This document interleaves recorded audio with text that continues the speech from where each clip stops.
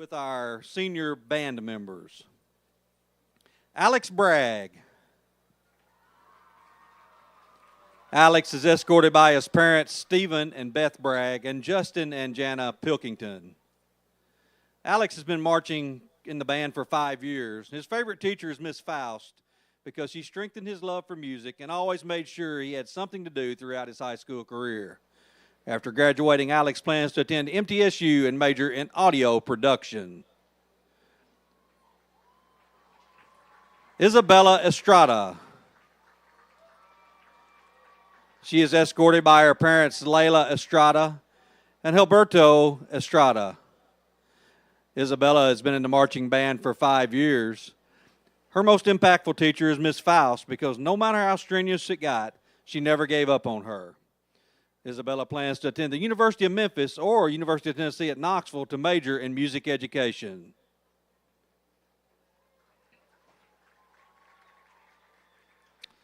Joy Evans. She is being escorted by her parents, Kelly and Andrew Evans. Joy has been in the marching band for 3 years, and her favorite teacher is Miss Garrett because she's always willing to help with anything and takes care of her students like her own kids. After graduating, Joy plans to attend TCAT for automotive technology.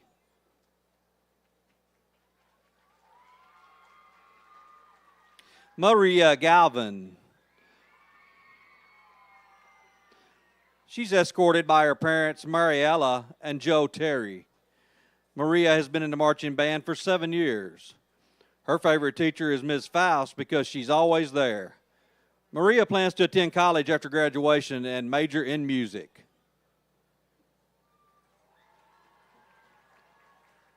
Chloe Kale. Chloe is escorted by her parents, Tara Kale and Justin Kale. She's been in the marching band for 3 years. Her most impactful teacher is Ms. Faust because she pushes her to be the best she can be. After graduating, Chloe plans to attend a 4-year college and pursue a career in genetics.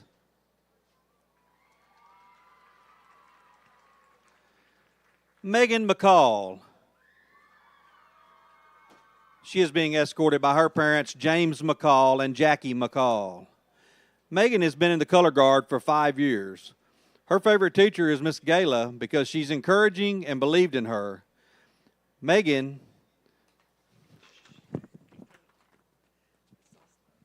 says she's thankful for their many friendly conversations that she can carry with her.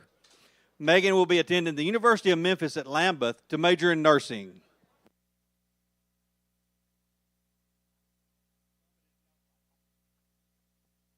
Skylar Smothers. She is escorted by her parents, Gail and Jason Smothers. Skylar's been in the color guard for 6 years. Skylar's most impactful teacher is Ms. Faust. Skylar said Ms. Faust helped shape her into the leader she is today and has always encouraged her in everything she does. She described Ms. Faust as her second mom. Skylar plans to attend UT Knoxville to major in biology with plans to become an eye doctor.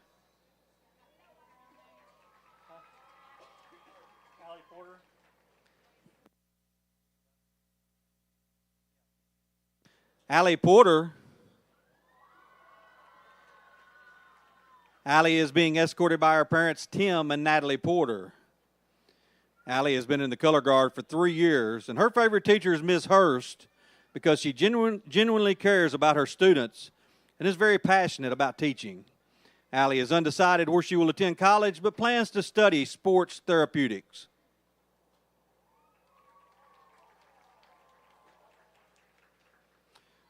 Jack Rawson.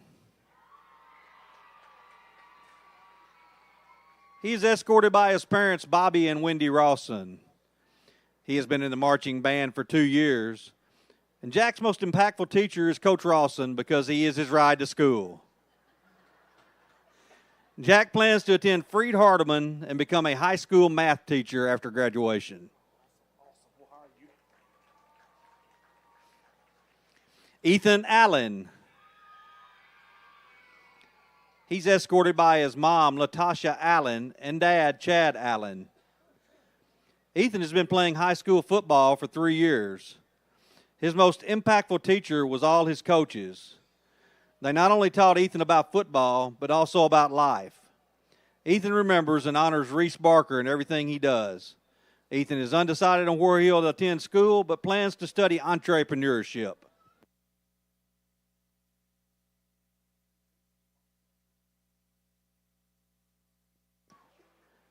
Grant Carroll. He is escorted tonight by his mom, Jennifer Carroll. Grant has been playing high school football for 4 years. His most impactful teacher is Coach Holt because he believed in Grant even when he didn't believe in himself. Coach Holt is always there and pushes Grant to be a better man. Grant is planning to go to lineman school after graduation. Kevin Garduno. He's escorted by his mom, Judith Padilla, and dad, Abel Garduno. Kevin has been playing football for 3 years. His most impactful teacher is Miss Henderson because she always helped Kevin through anything. Kevin is unsure what his plans are after high school.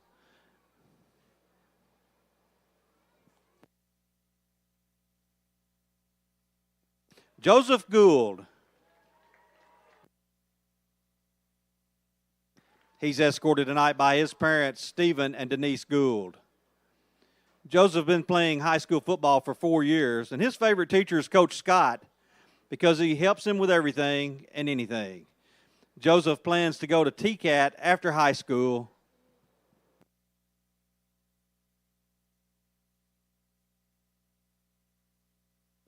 Antoine Hobson.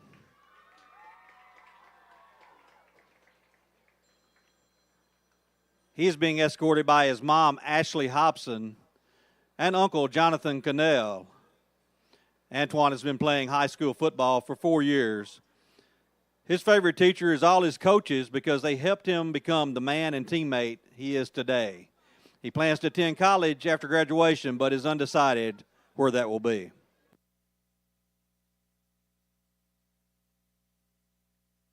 Samuel Calanesian.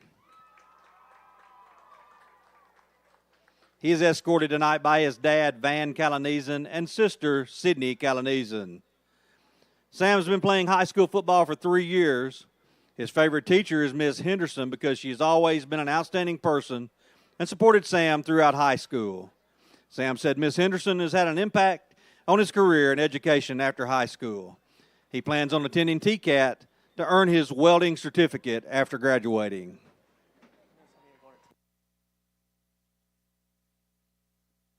Clarence Luton. Clarence is escorted by his mom, Jaquita Allen, and he's been playing football for 4 years. His favorite teacher is Coach Scott because he makes everything easy to learn. Clarence plans to attend college and go to work after high school.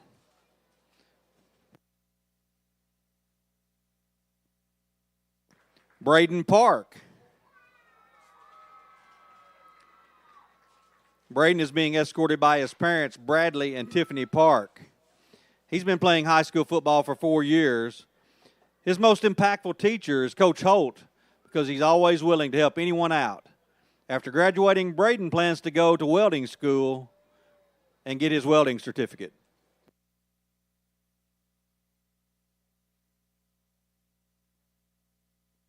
Dylan Pigg. Dylan's being escorted by his parents, Alicia and Heath Pigg. Dylan has played high school football for 4 years, and his favorite teacher is Coach Barker because he is a genius. Dylan plans to coach football after high school.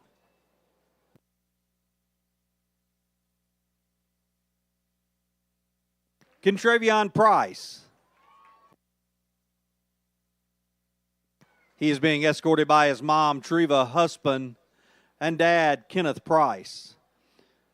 Contravion's been playing high school football for 4 years. His favorite teacher is Coach Scott because he helped him throughout his high school career and taught him a lot of common sense. After graduating, Contravion plans to go to MTSU to study business.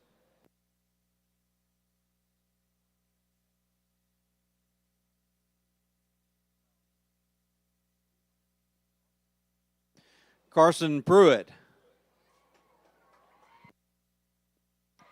Carson's being escorted by his parents, Larry and Tracy Pruitt. He's been playing football for 4 years, and his favorite teacher is Coach Jack because he helps him with everything, no matter what time. Carson plans to attend lineman school after graduation.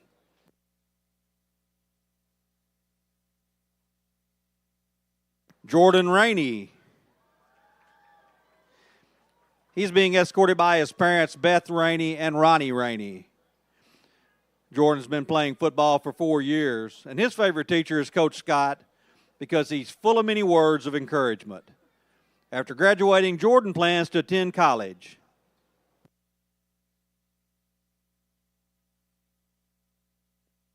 Mordecai Vaughn.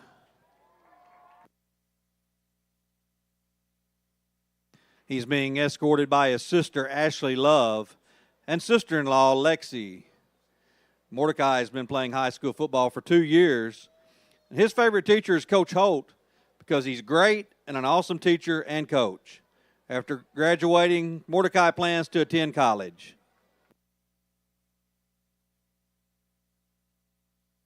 Preston Vernon. Preston's being escorted by his parents, Ronnie and Penny Vernon. He's been playing football for 4 years, and his favorite teacher is Coach Scott because not only has he taught him in the classroom, but also on the field.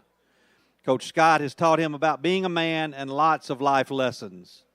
After graduating, Preston plans to pursue a career in agriculture.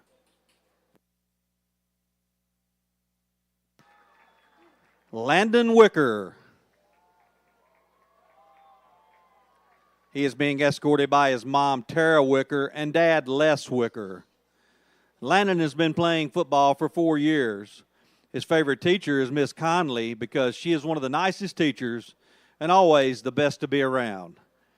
Landon plans to attend Jackson State after high school and hopes to be a coach one day.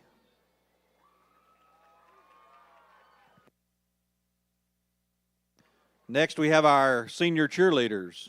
Jasmine Anderson. She is escorted by her parents, Derek and LaWanda Anderson. She's been cheering at CCHS for 4 years, and her favorite teacher is Ms. Rogers because she's kind and passionate for helping others. After graduating, Jasmine plans to attend Middle Tennessee State University and study nursing. Lily Carter. She is being escorted by her parents, Kurt and Vicki Carter. Lily has been cheering for 4 years. Her favorite teacher is Miss Leah McCoy because she is Lily's best friend. Lily plans to attend the University of Tennessee at Martin after graduating.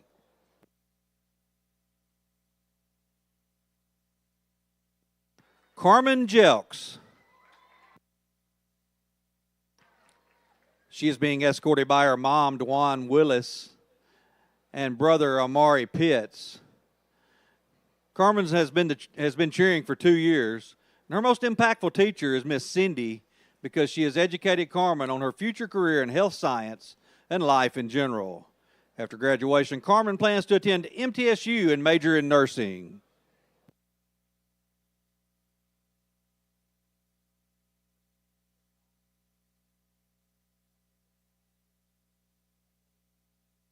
Sydney King.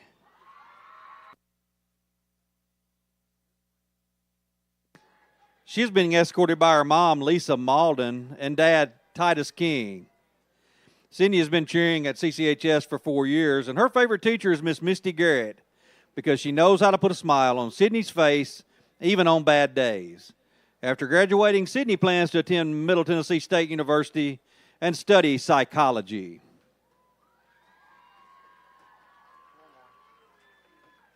Amelia Pankey.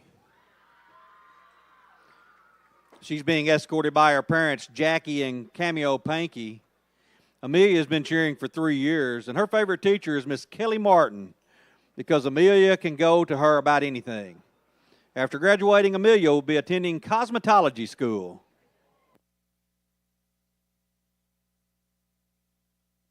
Carly Pigg. She's being escorted by her parents, Michelle and Jason Pigg. She's been cheering for 2 years, and her favorite teacher is Miss Kreider because she's always made learning fun and made them laugh. Miss Kreider is the reason Carly wants to become a teacher.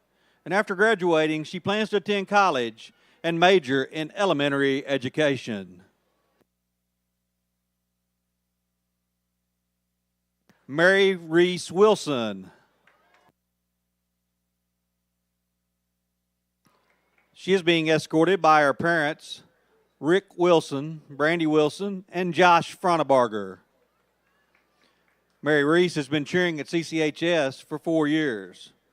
Her favorite teachers are Ms. Henderson and Coach Holt because they both go above and beyond for their students. Reese plans to attend the University of Tennessee at Martin and major in education.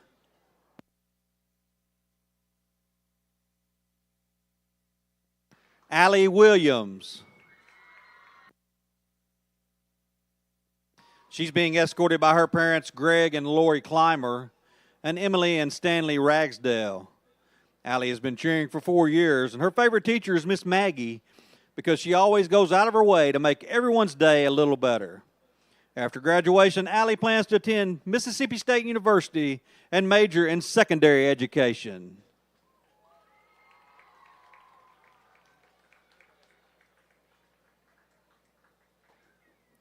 Ladies and gentlemen, join me in congratulating all these senior band members, football players, and cheerleaders for all their accomplishments here at Crockett County High School throughout their years.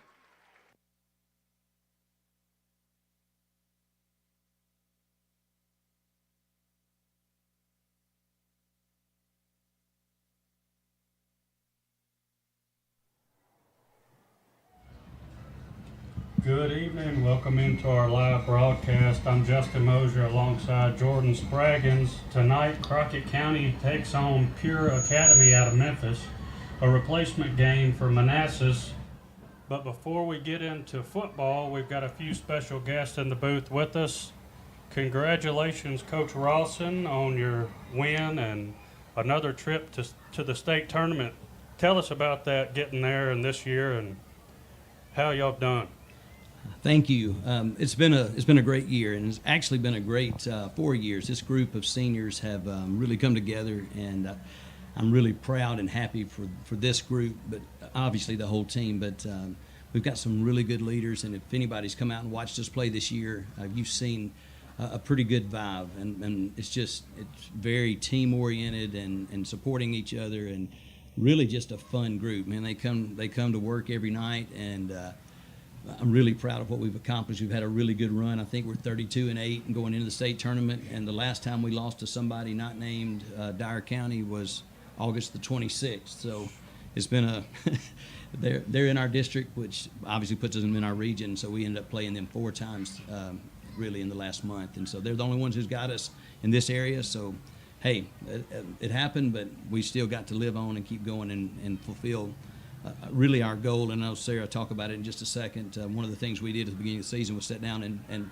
name some goals. And one of the goals was to make it to state and to win there. And so that is we still got that in front of us. So I'm really, really proud of the group for sure. Bobby, how many years have you been coaching the volleyball team in all? This is my 26th season. 26th season. Yes, sir. And you made a monumental kind of number of wins this season. How many was that you've hit so far? So we passed 665 664 was the West Tennessee mark, and probably as far as active coaches go in West Tennessee, including Memphis and around, I think it would be higher than anybody in this area, and maybe, I know not across the state. I know there's a couple of coaches who are ahead of me, but in this area for sure, in West Tennessee, just as I told somebody, it's really an old age accomplishment. You you do something long enough and you get that. But it also has it has everything to do with the talented players and the great assistant coaches that I've been able to work with through the years. I'd love to take all the credit and say it's all about me, but the reality is I've yet to serve a volleyball. I've yet to spike a volleyball. I've yet to set a volleyball. And so every one of those wins that been able to accomplish has 100% been their work. And that's going to be Bobby. Anytime you talk to him, he's going to be extremely humble. But Bobby's is a treasure here in Crockett County. He does a lot of things involved in many things. He's been a coach of many sports, I mean, throughout his time. And also with us tonight, we have Sarah Cherry, who has been a absolute contributor to y'all's success in both volleyball and basketball. She's played both sports and has done well in both. Sarah, how do you feel about that win at Sub-State? It was a really good feeling, to have one of those under our belt. We've never gotten to have that experience going into it, so to go there and get to just have the full experience was just a full circle moment for us. Right. How do you feel about your team going into the state tournament, and what are your thoughts about how that's going to play out? I like where we stand. We're confident in our game. We're just kind of everybody's playing how we feel we should be, and we're in sync with each other. We've got our plays down. We're ready to go. We've worked hard for this moment, so we know it's on us to get it done. What does it take to be a successful volleyball team? I'm not a volleyball player. Justin's not a volleyball player. Not long ago, Bobby and I were talking, and I told him I've been watching the huddle stuff, the highlights and stuff, since I've had access to that. And I said, I don't know how they do it. There's no way I could do it. He said, oh, yeah, you could. And Bobby's going to make sure you feel good about yourself anyway. But truly, what does it take to be a good unit on the volleyball court? It takes a lot of communication and making sure that everyone knows their role and that everyone is confident in their role. Because, each person can touch it once. You got 3 times to get it over, and you can't touch it twice, Yeah. So just knowing where everybody's going to be and trusting that everybody's going to do their job and picking each other up when you fail to do it and just get past it quick. I think it's amazing what y'all do. Again, it's something that there's no way that I could do myself. Bobby, Sarah's group's seniors, what are the underclassmen looking like, the new crop of players? Really, this group has just kind of blended. You're talking about the younger ones. Yeah. We have a group of sophomores, 3 of them that were major contributors last night to the success we've had. Got a couple of juniors that are getting some playing time as well and doing and having their role. So, for me as a coach, it has always been about the program and moving the program forward, and that starts for me in 6th grade. And we're bringing these kids in, and I sometimes take some grief from folks about how many people are on the team. Boy, you got a lot, and the reality is, in 6th grade, I don't know. Are they gonna grow? Right. Are they gonna be good players or not? And so, I try to get them in, show them what we do, show them how to do it. Try to keep it simple, but I think Sarah would agree with this. One of the things that I try to do is get them a ton of reps. They touch the volleyball a ton in practice on their side, even when they're not playing, the ball's in the air being passed and dealt with. So from a young age, we're moving them up. And so where we are is a great place with a great group at the top right now, but there's a group under them that's really talented and who have bought into the program. And man, I'm proud of where we are and what we've been able to do, and I think the future is extremely bright for sure. And that's something kind of Brooks had touched on last night as we were talking about it before y'all's game. He was talking about the depth that you do have, that you have some dependable girls that can step up if needed. Yeah. If Sarah rolls an ankle or something like that, you'd feel that loss. But you have some people that are game ready. You think? I do, and really, I don't think unless you followed our program from early on in the season. Or going into this season, we really took a big hit. We had graduation last year, and we lost 3 starters. And then between that time to this time, we lost 2 other starters who moved on to other things and did other things who would have both, had they stayed with us and been healthy and stayed through it, would have been a part of that. And so you immediately look around and you go, okay, who's next? Next man up. Then we start the season out, and Joy Evans, who is obviously a big presence in the middle for us, we're doing our first scrimmage, and she looks over. I look over, and she's tough as nails.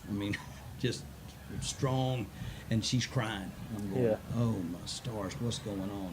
And she's pulled a muscle in her stomach, and I'm going, what do we do? So we start looking around. It's like, here's a freshman, here's a sophomore. Let's put them in. Then I get a call. We thought Keaton Holyfield. She's young, but man, she's got some natural skills. We thought we're fixing to use her, and I get a phone call. Coach Rawson, don't be mad at me, and then she had an arm break, and so now she's out for a long, long time. So through those adversities, you go, well, next man up. Right. What's the next man up? And so when you come to practice, the idea, without really getting in there and barking at the girls and saying, hey, next man up, they just know that every day in practice they're doing something to get better. And when their number's called, they step up. And so for that, we've been really blessed after the beginning of the year with good help. But like you said, if somebody goes down, there's a plan to plug somebody else in. Continuity is a big deal, especially for championships. Yes, sir. I always like to hear what a coach is saying to their team. When the stakes are this high, what are you telling the team at this point going forward?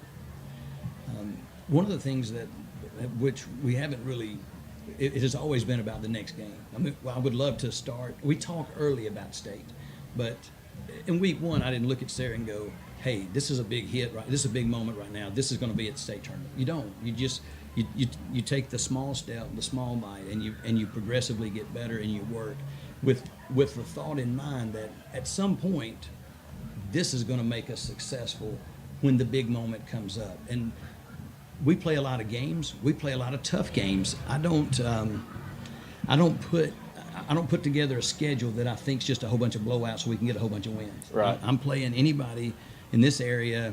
Obviously we got school the next day. I can't just drive all over the world. But, when we get tournaments, we go to Memphis, we go down to Oxford, Mississippi, we invite teams in, and we're playing teams to make us better, to build and to get to that point.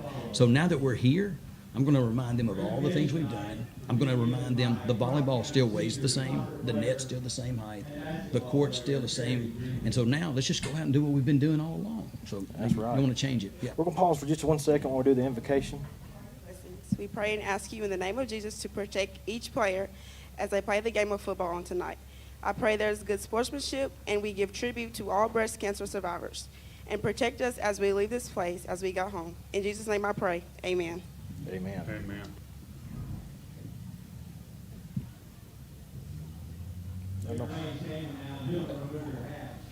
For our national anthem, performed by the Crockett County Cavalier Marching Band.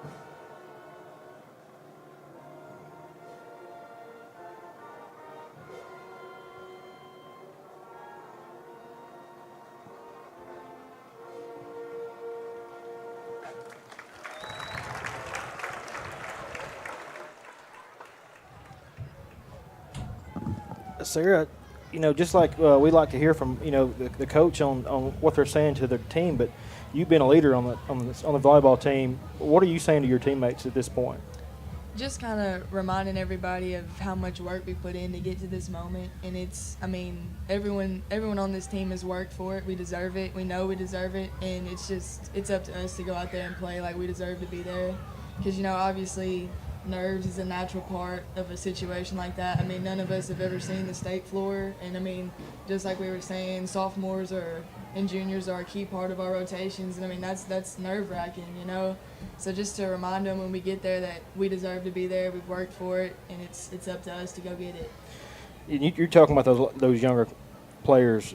What is your part in the senior players? What y'all's part in getting them game ready and them being there for depth? Just just encouraging them, you know, when they have big swings, just saying, you know, that's you've worked for it, you know, and just reminding them mistakes happen. You know, it's easy when you're younger on a team that's got, you know, leaders on it that it's your fault when something goes wrong, you know, that you're more susceptible to making mistakes. And that's not, I mean, everyone out there is just as susceptible as you are to doing something like that, and just picking them up and moving them past it, not letting them get in their head about it. That's a great response on leadership. I think you're wise beyond your years in terms of leadership. You don't hear many people your age that can talk that deeply about the importance and what your influence on somebody else. That's a huge statement by you, Coach. You mentioned a while ago you're coaching middle school and high school. You're preaching at Alamo Church of Christ. You're in the classroom at the high school. You've got a lot going on. How do you find time to do all this?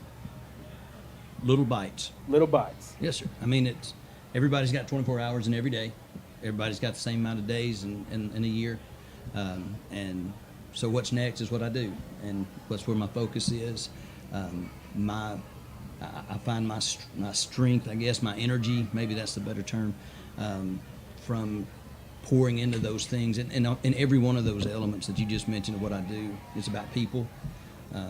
It's kids in the classroom, it's kids on the court, it's people at the church.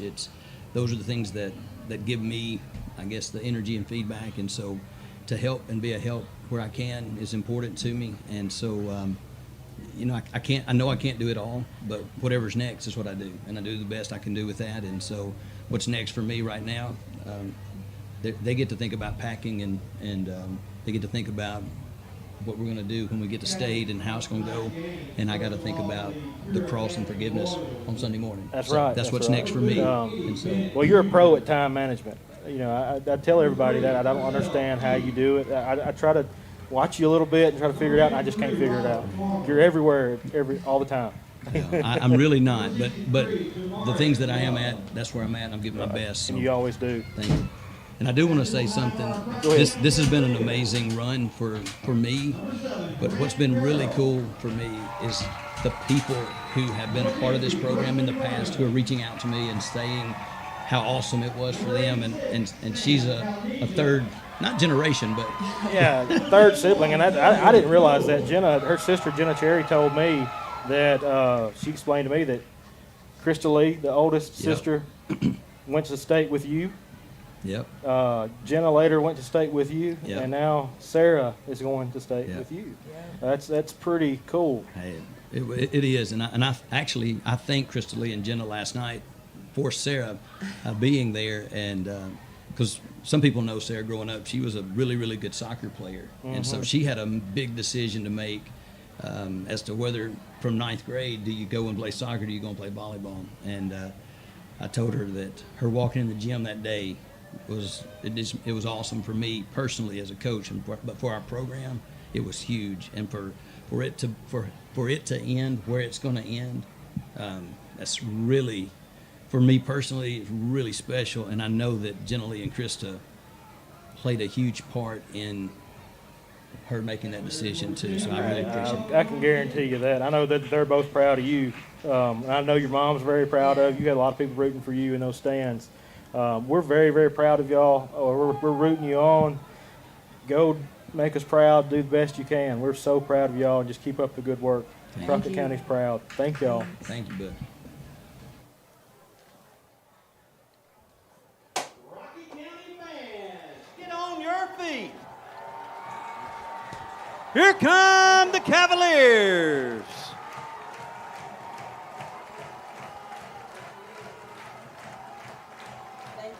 See ya.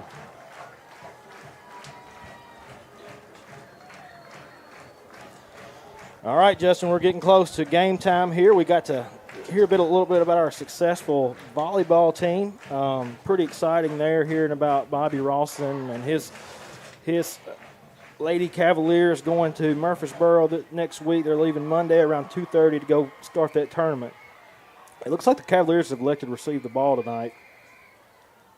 And you'll notice the Cavaliers are wearing their pink jerseys tonight. There were several sponsors involved in that, and we thank you. If you're one of those sponsors, we thank you. If you could see the crowd tonight, there's pink everywhere, and we're wanting to, address and honor and call attention to all the breast cancer survivors, those who have succumbed to breast cancer, the family members who have supported those with breast cancer.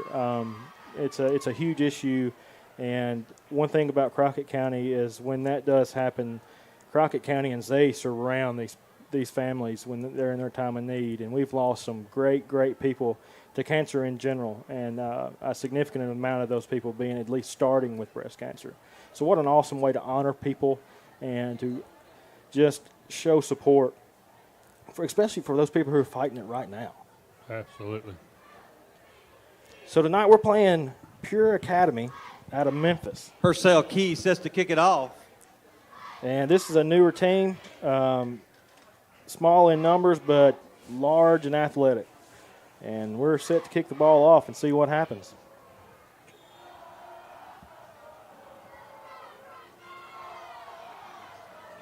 And a little squib kick where Crockett County misses the ball and Pure Academy jumps on it with great field position to start. So Crockett County set to receive, but a little squib kick and a great bounce for Pure Academy gives them the ball.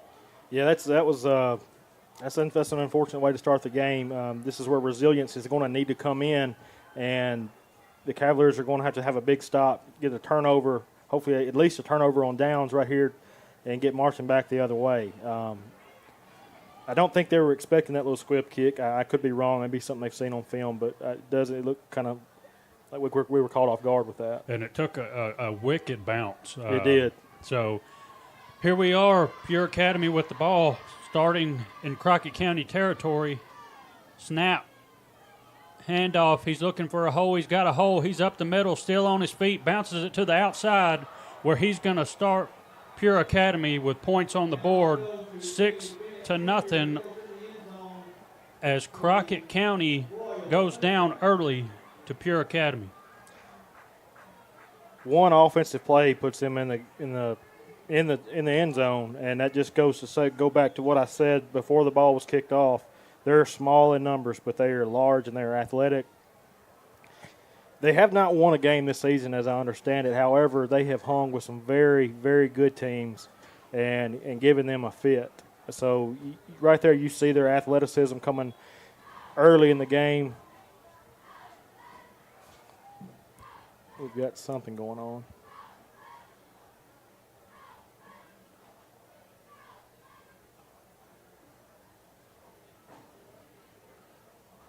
There's no flags. Is it a clock issue? I believe so. Our clock has not ticked a second off, so hopefully we don't run into clock issues again tonight, but we'll see. We've had several people working hard to try and figure it out and believed we had it figured out, but we'll see what's going on here. Yeah, we've spent a lot of time and effort this week on that clock issue. We really thought we had it solved, and our tech people are here in the booth tonight to try to ensure that goes smoothly. I'm not sure what's happened. We were able to install an external antenna on the outside of the booth in order to fix that problem, but technology is going to be an issue sometimes. Now we've got it down to 11:54. Pure Academy going for two here. Snap the ball, quarterback keep, and he is going to be in. Pure Academy up quick, 8-0 here. Playing very aggressive football. You take that squib kick, I think was very much planned, caught us off guard. One offensive play puts them in the end zone and going right back with the handoff. They're playing some tough football, Justin. Look, I think it's very important coming off that off week I think it's very important that we have to focus on the game here and not the game next week. I think we're probably a little ahead of ourselves with going to Haywood next week. So let's settle down here, and a lot of game left to play. Yeah, I agree with you there. Haywood is a big game coming up on us, but like you said, it's going to be very, very important that we focus on tonight.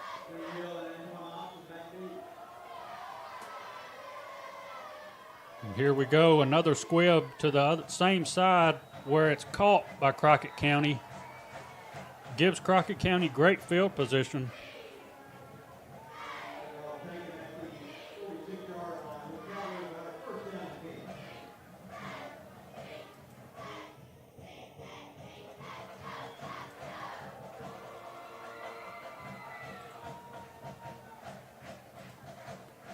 So here we go. Demo Pickens out wide. Antoine Hobson out wide. Looks like Willie Walker on the far side. And Lambert lined up with Deuce Greenhill.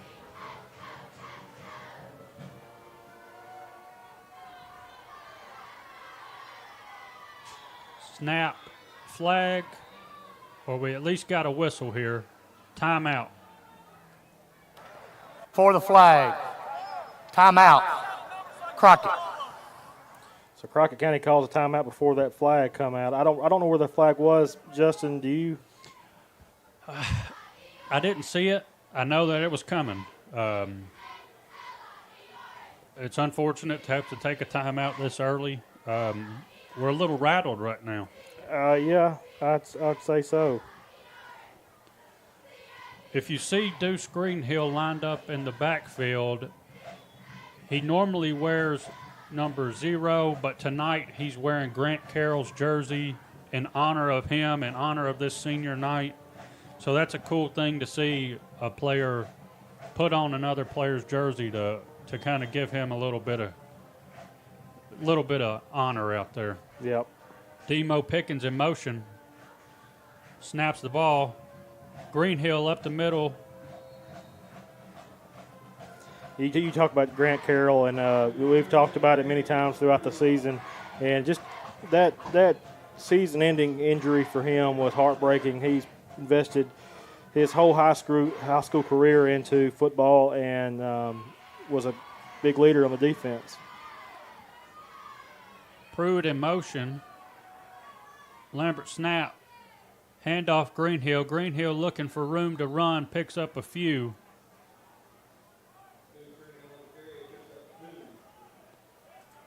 Going to bring it to 3rd and 5 as Crockett County crosses into Pure Academy territory.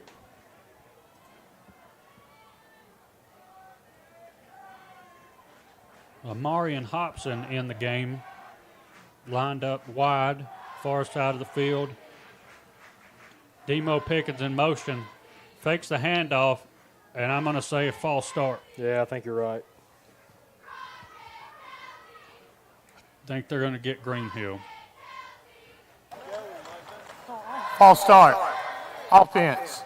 Number 7. 5-yard penalty. Things 3rd down. And it pushes it back. We are a bit rattled.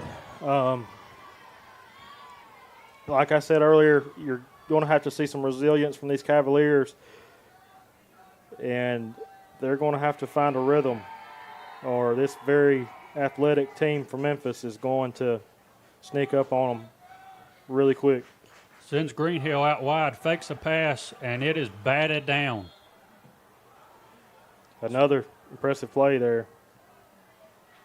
Looking to set up a screen there to Willie Walker, but an athletic team, and he jumps out there quick on it, bats it down. Yep.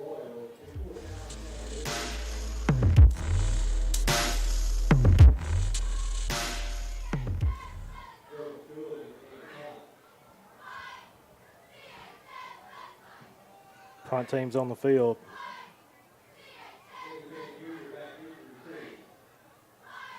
Snap, punts away,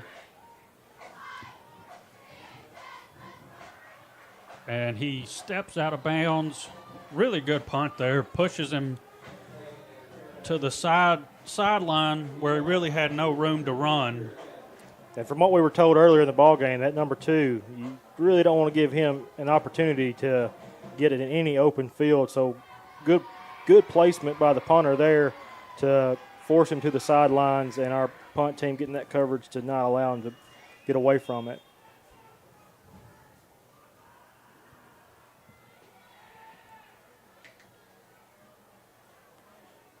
So here we go, Pure Academy with the ball on their 20-yard line, 1st and 10.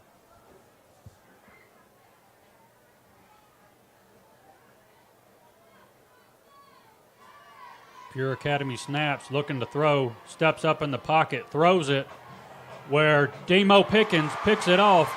He's got room to run. Demo turning on the Jets, and he is knocked down about the 20-yard line. Great. He read that play. Yes, he did. And that ball was in the air for a long time. It gave him the opportunity to get his feet under it. Great job, Demo. So that puts us back in good field position. We needed a play like that. Turnovers may be key in this game.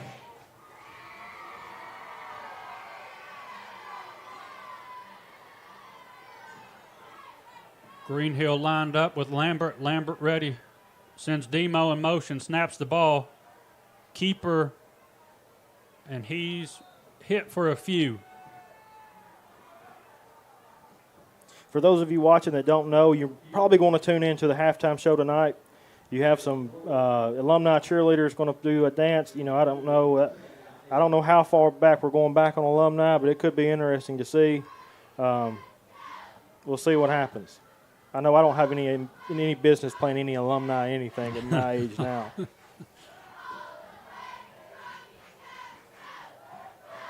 Lambert sends Demo in motion.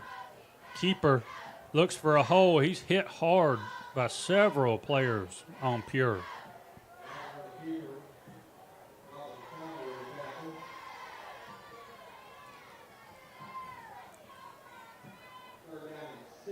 So we're already back at the 3rd down. 6 yards to go. Crockett needs a play right here.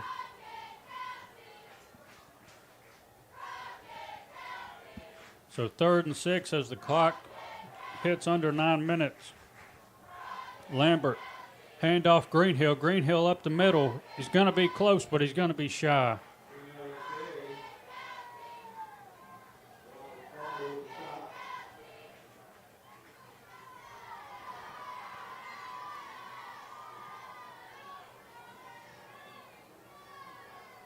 Offense still on the field. 4th and 3.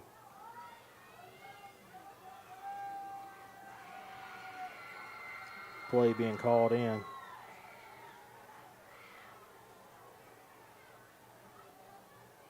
Lambert snap.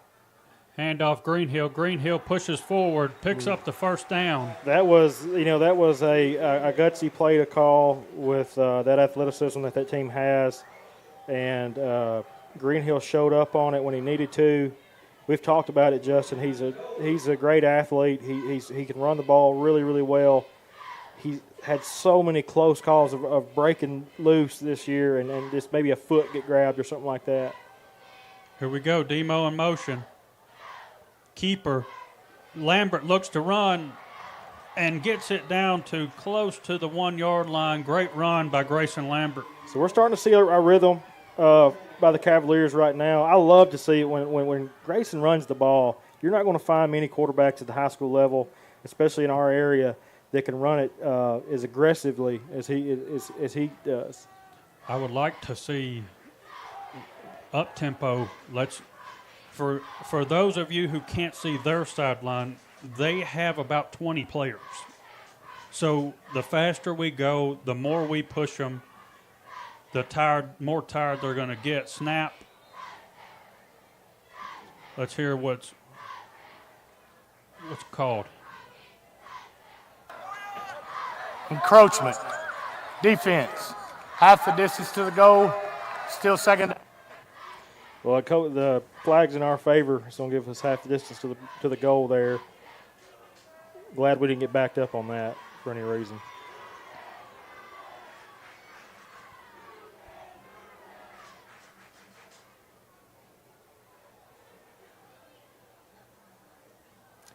Justin, I think you're right by what you said, kind of that strategy of you're going to have to wear this team down. Depth is their weakness.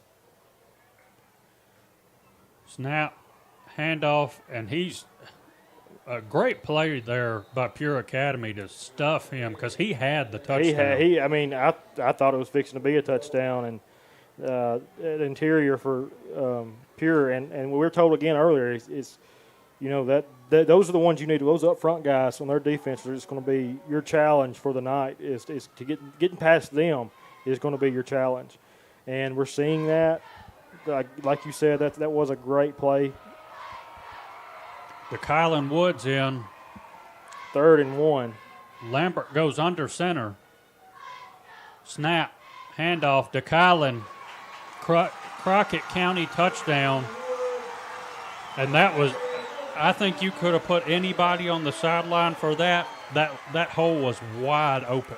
Right, but I love the call to put the big man in there. Absolutely. If they had that same defensive front that the play prior, he's the man you want running through that hole. Absolutely. And I love seeing him in that tight spot, getting him in there because he is fully capable of just running into a hole and coming out the other side. Snap, hold, and he is going to be no good. Off the field goal post. So the score is 8, Pure Academy, Crockett County 6.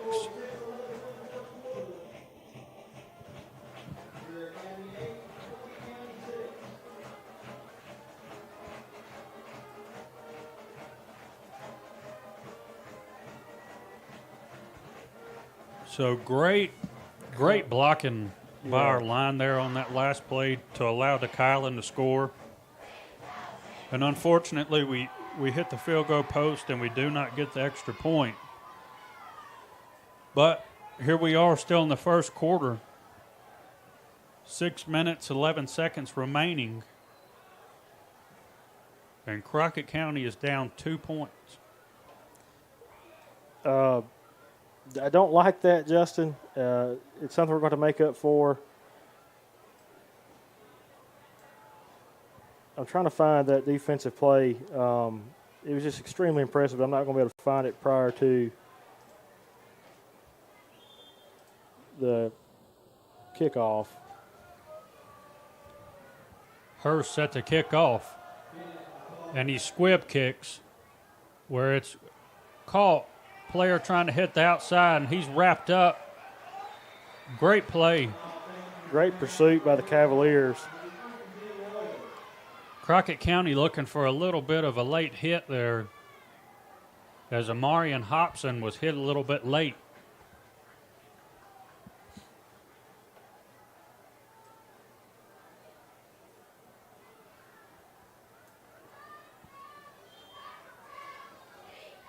So Pure will take over on their 38-yard line.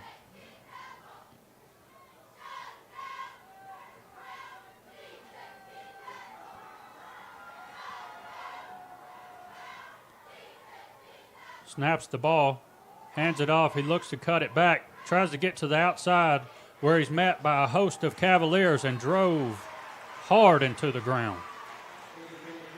You can see that the kid's got some jets on him. Definitely a threat to us tonight. That number 2 is a fast kid, and good job by the Cavaliers getting to him that time.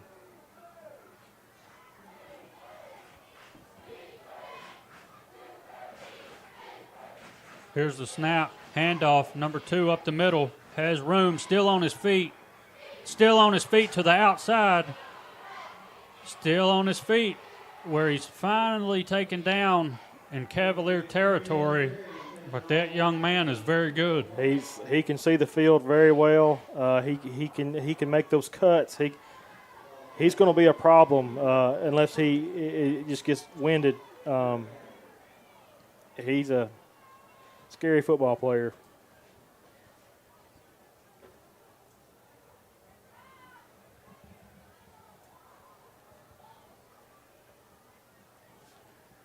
Pure set for the snap. Snaps the ball. Hands it off. Number 12 bounces it out. Tries to lower his shoulder. Run out of bounds for a nice gain. It's going to bring up a second down for Pure. And they are well into Cavalier territory. And Crockett County's going to have a big stop here in this series. You really don't want them getting that first down. Up to the line. Snaps the ball. Handoff, and he's hit hard. Great job by those interior linemen hitting their gaps. And Justin, that's going to be another huge part of this game is gap control. Because of the athleticism they have in that backfield, they're going to have to play their gaps. And if there is a gap open, they can find it. Absolutely. Like it's going to bring up third down for Pure.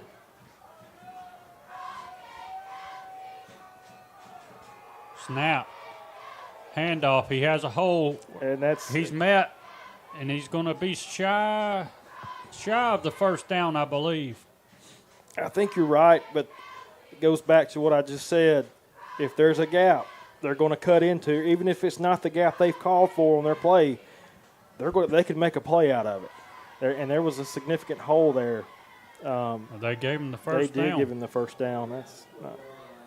I thought he was going to be shy, but he looked shy to me, but we're not out there. Here we go. Snap. Handoff. Tries to bounce it. Wrapped up. And it flags everywhere. I'm on call face mask. Yeah, I think you're correct. But there are 3 flags on the field right now. Tackle for loss on the play by Carson Pruitt. Penalty flag on the play. That's a play that you don't want to mess up on because you get that negative yardage just to see a flag on the field. They're discussing it. They are pointing towards Crockett County.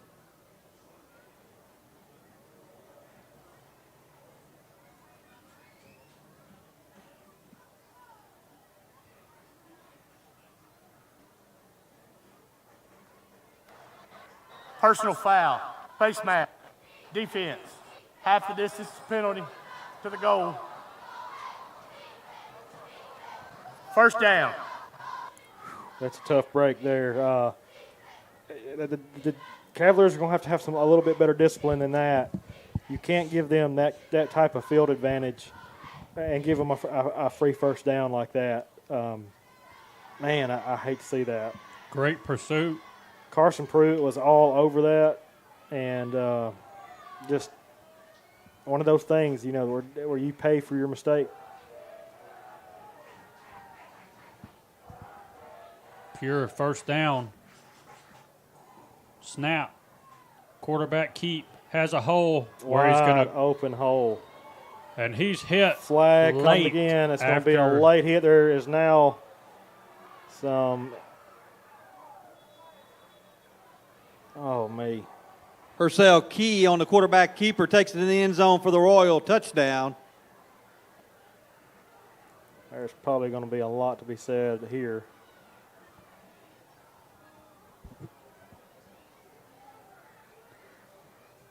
So he crosses the line. He's in the end zone.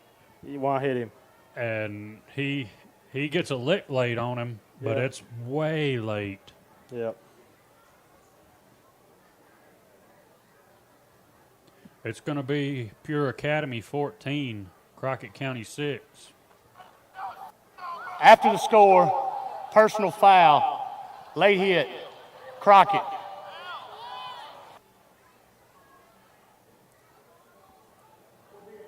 On the kickoff.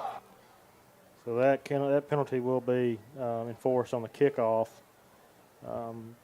Be interested to see it. Are they going to try that 2-point conversion again? You notice they had that 2 tight package there that they've had some success with. You see those 2 tight ends on the field. They're big, they're fast, they're strong, and they're typically going to run inside those tight ends if you see them both on the field. And here they are again. Pure Academy lined up going for a 2-point conversion.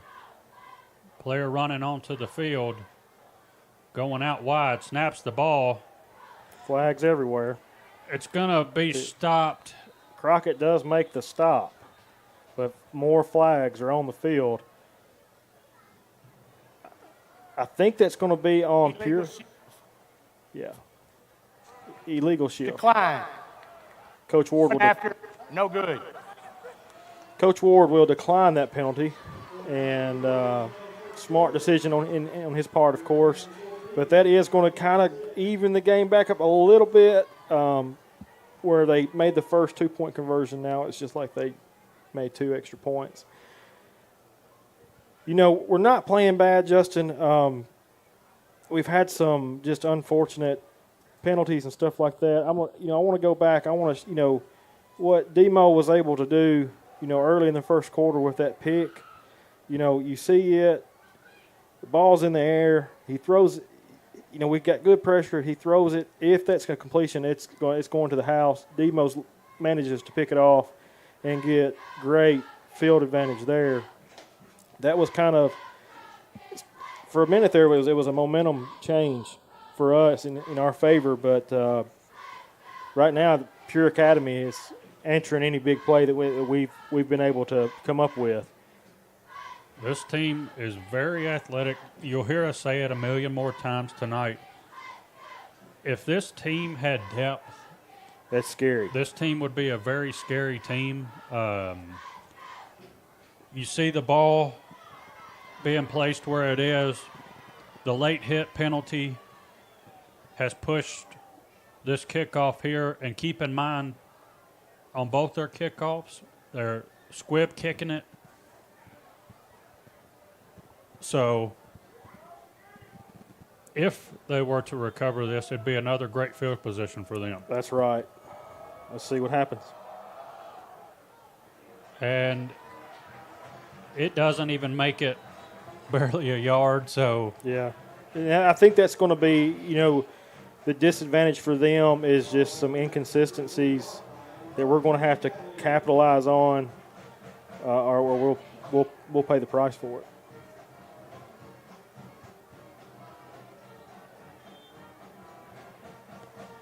So Crockett County, great field position right here on their 44-yard line. 3 minutes, 14 seconds remaining, still in the first quarter. Pure Academy up 14-6. Lambert sends Pruitt in motion. Snap, pitch out to Greenhill. Greenhill with a little bit of room. Still on his feet, but tackled down. Nice pickup. Love to see that. I'm getting texts on my phone just talking about how athletic this team is for a lot of people not to ever even heard of them. Athleticism is not where they're lacking. By no means. Size is not where they're lacking. Their only lack is in depth. That's it. Their sideline is almost empty right now. Pruitt in motion. Lambert snap. And Greenhill is eat up in the backfield quick. And there comes a flag for excessive celebration, I think. I was thinking they may catch that flag earlier on the first touchdown run, and I think they're going to slow that down a little bit.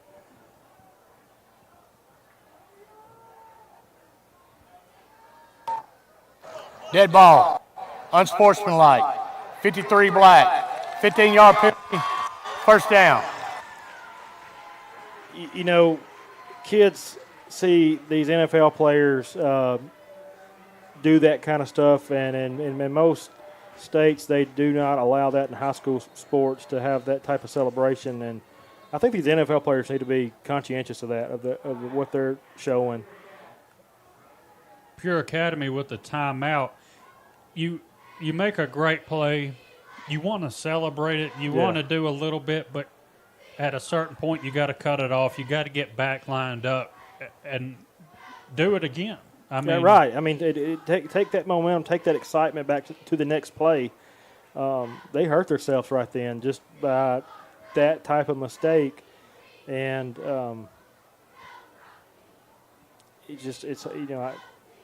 think it's an appropriate penalty call. I think it teaches the kids some self-control and, good qualities like that.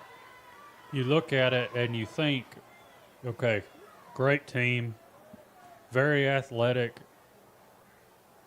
lack depth, but maybe a little bit undisciplined. You are seeing some indicators there that show a lack of discipline for sure, and that could go back to the depth issue, is they're playing all over the field.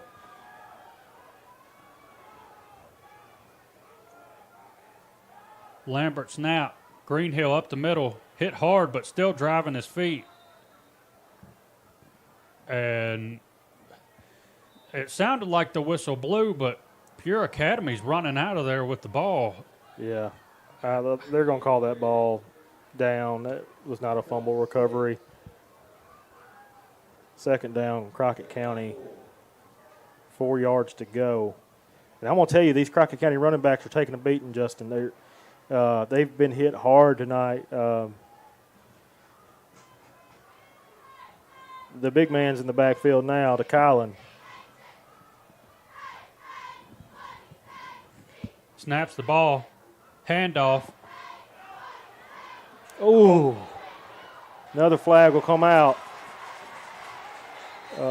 Pure Academy literally Demo Pickens on the carry. body slams Demo. Justin Hollingsworth with the tackle. There is a penalty flag at the end of the play.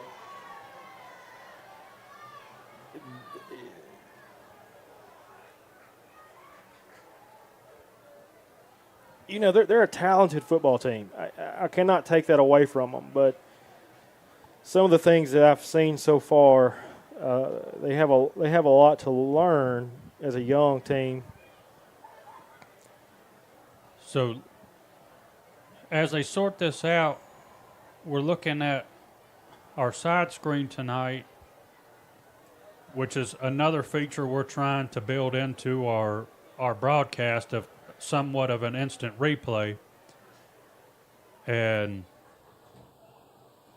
Demo had a lot of room to run there. He did.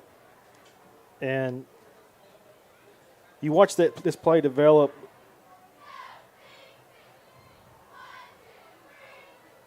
Whitecap maybe fixing to give us the word. Again, you're watching a replay right now. This is not live.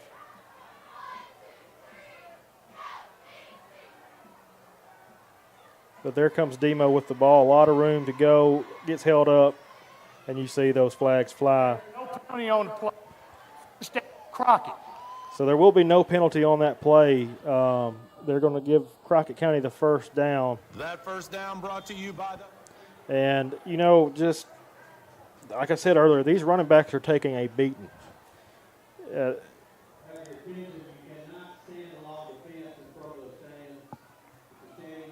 We have the Kylan Woods in there.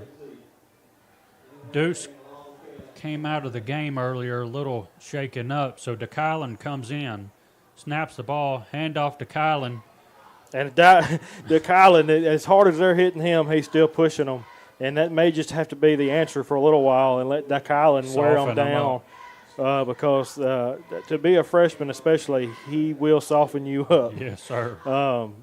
But,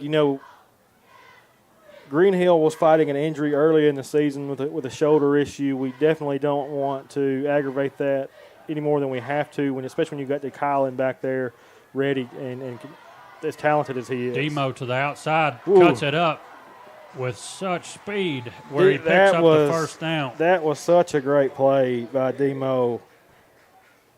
Oh, my goodness. He made that play happen right there. He cut that one up, and anybody else, any other team, he's gone. I go back to that hit, Justin. They're taking it. They're just really taking some hard hits tonight.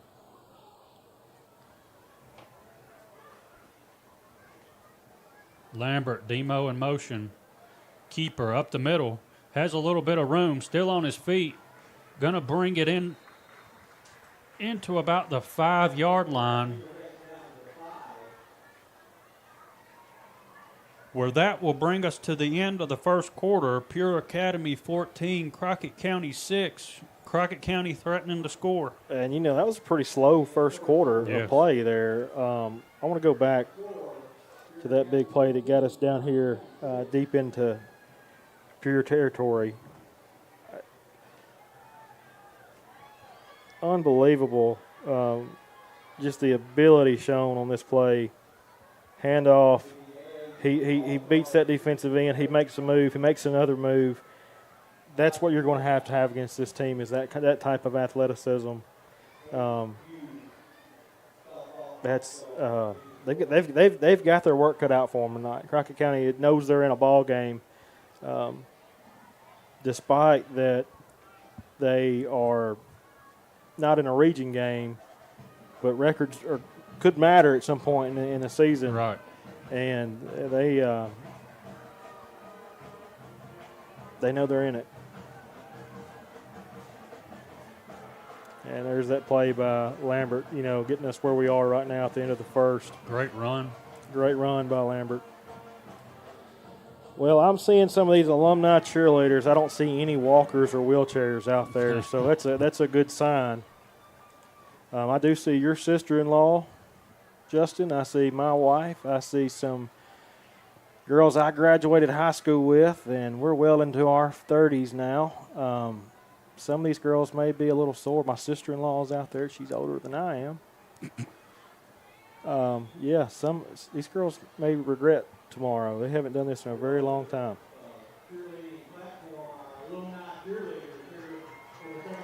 All right, Crockett County offense back on in the eye. Snap the ball, Greenhill, touchdown. Great. We got a little extracurricular That's again. continuing to happen, and at some point they're going to have to learn discipline when things don't go their way. Our coaches, telling our guys to come off the field. But they're quick to eject people this year. Remember that. We've had 2 players ejected over a very simple misunderstanding on the field this year, and stuff like that. Coach Ward's very upset. Look, your coach is out there sticking up for his players. And he needs to. He's taking up for his team. This team is Unsportsmanlike, 0 black, 34 pink. no. Penalties offset, touchdown's good.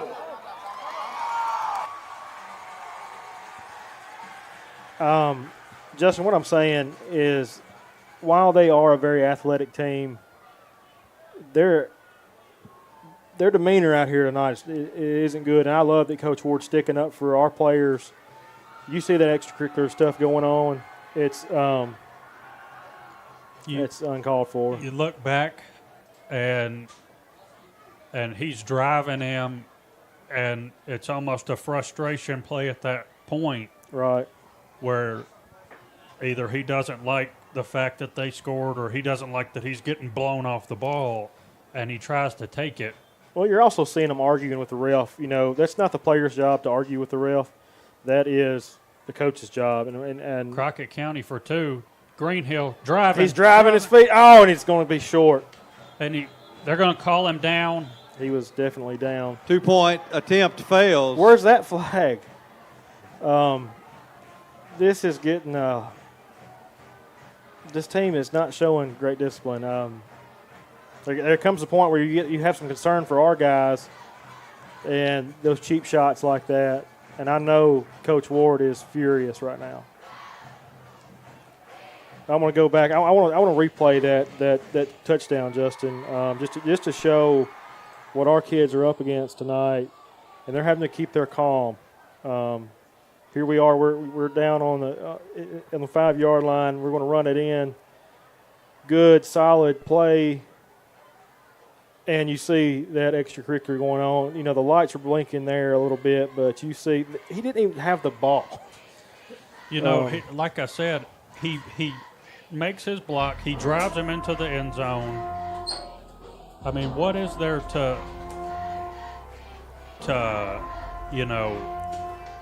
the play's over with. I'm not understanding that. Carson had no touch on the ball at the time either. I don't understand why tackle, why body slam him. And how do we pick up a personal there? I don't know, but luckily at least offset. The touchdown was good. We were really close to that 2-point conversion. Hurst set to kick it off.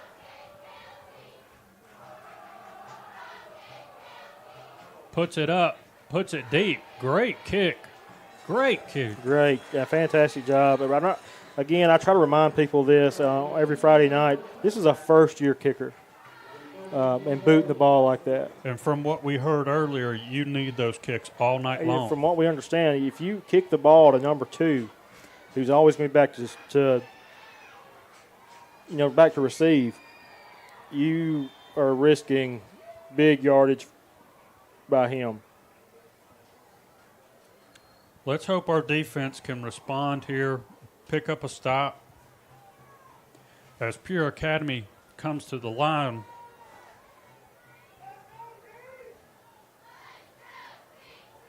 snaps the ball, hands it off, looking for a hole, wrapped up, still driving.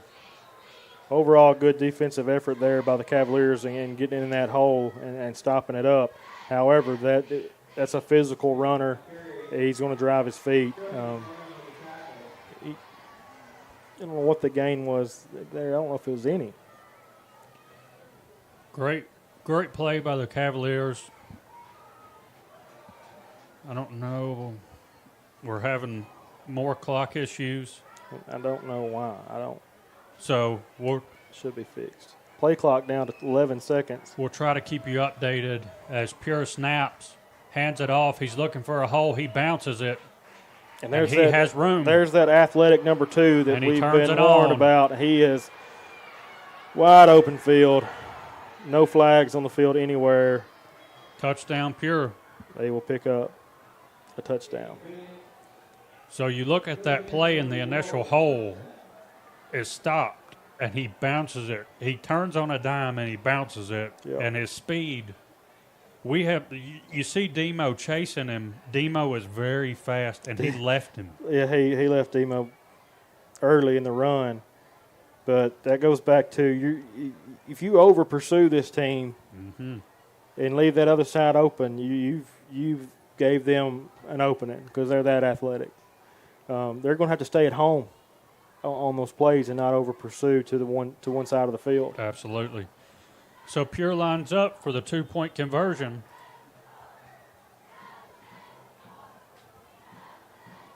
We have not seen their kickoff, their extra point unit yet. And he's hit where he's driving, but he's stopped short, and they're going to call it no good. Very close call there. I have to give it to the Cavaliers. That's the big physical runner. Again, they had 2 tight ends in there. And the referees, again, having to tell Pure to go back to their sideline.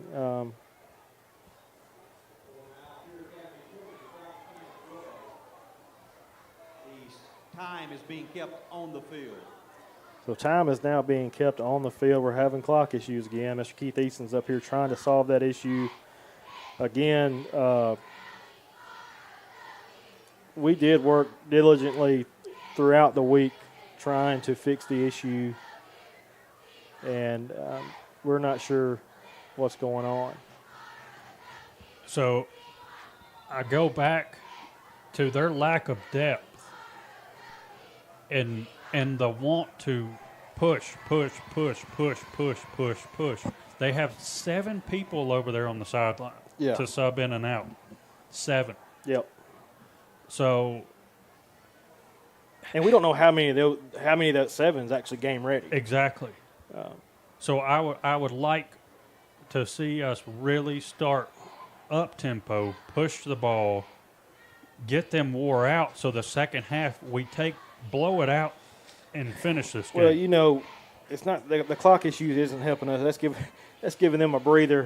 That's unfortunate because I think we can do that. We can gas them a little bit, and then take advantage of that because we are well conditioned. I believe we've been in some good, hard ball games, and We might be. I seen a ref run off the field. Unsure if that's what's holding us up as well. So I'm not sure what's going on, but I did see a ref take off, running off the field.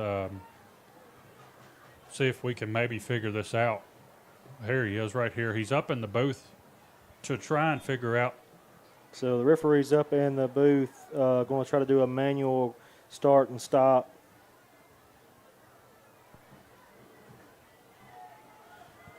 So they've come up with a solution.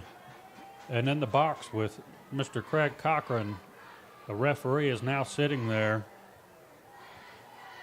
That clock's on 10:59.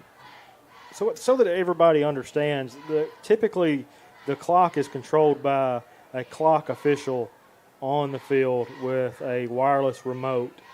And wireless technology is a hard thing to figure out. And it works fine when there's nobody in the stadium. And it seems when it fills up, cell phone signal, something's affecting that wireless signal. Or it used to be a hardwired on-off switch that was very simple, but that's changed. Here comes the kick, squib kick, and Crockett County cleans it up. I mean, it's like they're going for an onside attempt every time. Every time they kick. We have not seen a PAT attempt tonight. I don't know if they just don't have a kicker that's efficient enough to get that PAT. They went for the 2-point conversion every time, and they're not kicking that ball deep. I don't know if it's lack of ability to kick or if it's just strategy. I would say with the number of players, they just don't have that talent. It limits their kickoff, having to defend the kickoff, running down the field. It worked to their advantage, though. Exactly. Right off out of the We gate. got another whistle, a flag on the play. Delay a 5-yard game. penalty, first down. Delay a game for Crockett County, and at this point of the game, you really don't need those. So if we could clean that up, get a little bit more discipline, sends Knox in motion, snaps the ball, pitches it outside where Greenhill tries to find a little room, and he gets a little physical with him. Great physical run by Demo. He hit him head up, and that's what you're going to have to do. This is a physical football team. You see Antoine Hobson out there on the outside blocking. He's getting a lot of hands in his face, his helmet popping off a little bit. Greenhill coming out. He's got a little limp to him. He like I said earlier, he's catching a beating. Thank goodness we have DeKylan. Mm-hmm. What an athlete he is, and I promise you he ain't scared of anybody on the other side of the ball. Lambert snap. DeKylan hit hard. Hit low, and if you're going to take DeKylan down, that's what you're going to have to do. These defensive ends for Pure are very, very athletic. They read the ball really well. They work down the line of scrimmage rather than pursuing deep into the backfield. They're well coached in that aspect. The defensive line is probably the most impressive portion of their team. 3rd and 1. Demo in motion. Keeper. He's hit, and kind of a wicked tackle there, but he's going to get the first. They're not really even tackling. They're slinging. Yeah. They're not form tackling. Most of the time they're grabbing jersey, they're grabbing pad, and they're slinging our running backs. DeKylan Woods lined up with Lambert. Lambert sends Demo in motion. Hands it off to him. He cuts it up. He hits the outside, still on his feet. I like that run right there. Well blocked, well executed, and another physical run by Crockett County, which again is what is going to have to happen. Here we are. We're at 9 minutes left in the second quarter of the ball game, and scores 20-12. Lambert snap, looks to throw, throws it to Hobson, catches it, still on his feet, and he goes down, picks up the first down. Great pass, great catch, moves the chains. Yeah, great curl route there, designed to just get that first down. That was the design of that play, and it was accomplished. The cornerbacks on Pure's side are playing back a little bit. I think they know that Lambert has that ability to throw. Snap, quarterback keep, hit hard, wrapped up low, like you said on DeKylan. They're hitting really low, and that's hard to stay up on. And it's kind of nerve-wracking. You don't want a big player to suffer a knee injury at any point in the season. And I think that's probably why you're not seeing Grayson fight that run as much as you typically do. He's a very aggressive runner, but when he's got his legs wrapped up, I think he knows just to go on and take the hit. Best case scenario, go down. Yeah. Here we go, 2nd and 11. Lambert sends Demo in motion. Handoff Demo with some blockers. Demo cuts it up. Demo hits the outside, up the sideline. Crockett County touchdown. Demo Pickens. Justin, I will go back and say that was well executed. That was the assignments were kept. They did their job. They gave him the ability to get to the outside.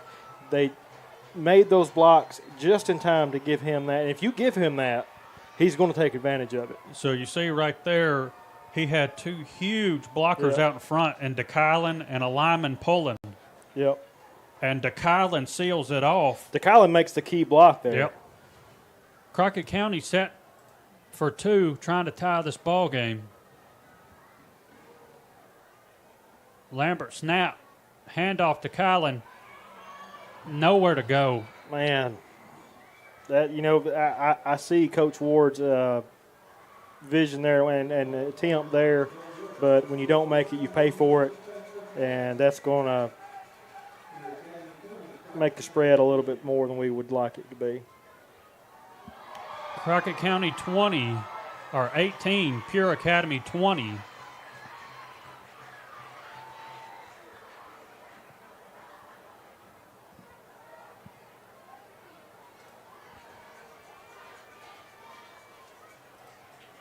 Just I'm going to play that play. That last touchdown run was very impressive, the way it was executed. Now, I want to play that again because I think that you see DeKylan right here, and he's going to be the lead blocker. He's going to pull out here, and he's going to make a great sealed block right in here. I'm going to pause it for just a second when we get back to the game time kicks on the field.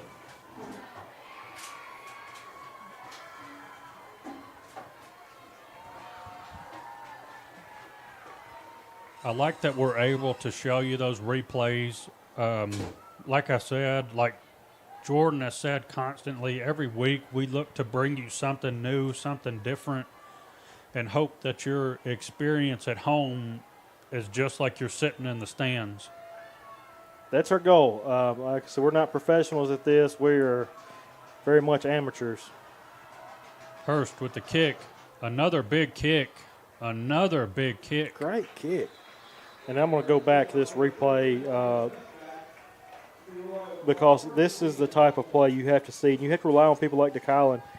If you'll watch him, he's coming around. He makes that good block right there. And all he had to do is just get some wood on his shoulder, and it allowed him to get in for that touchdown.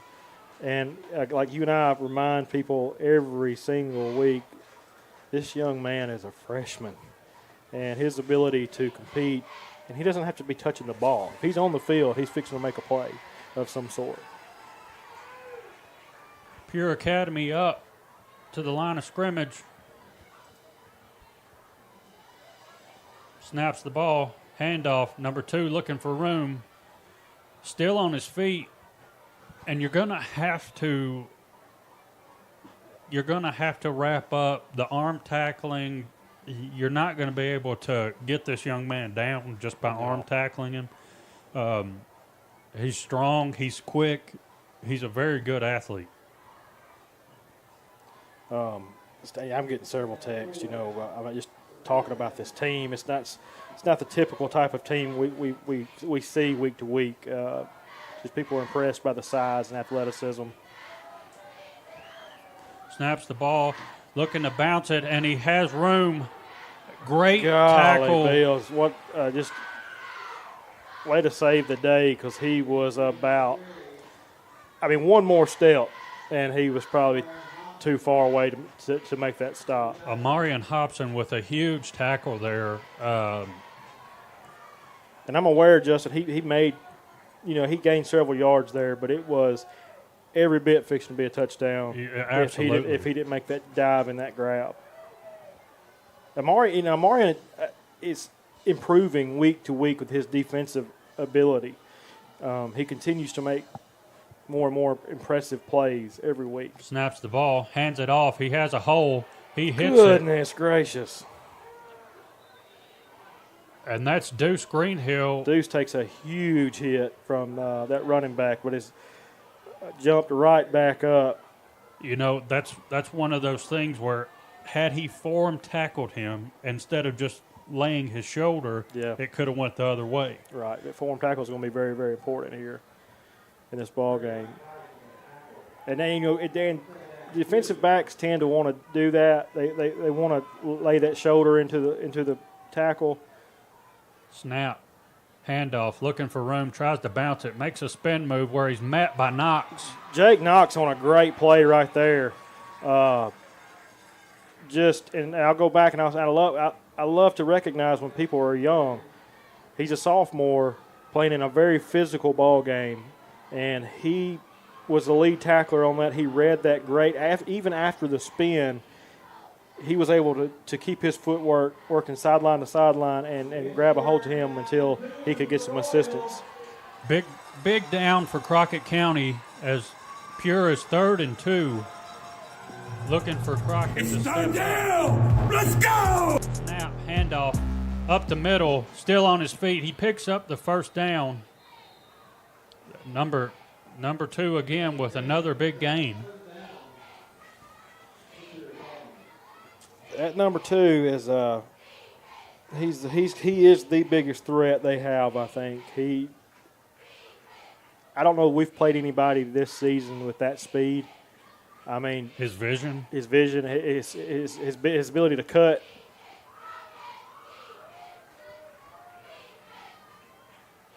Snap, handoff. Again, he cuts it to the outside, still on his feet, hit hard right around the marker.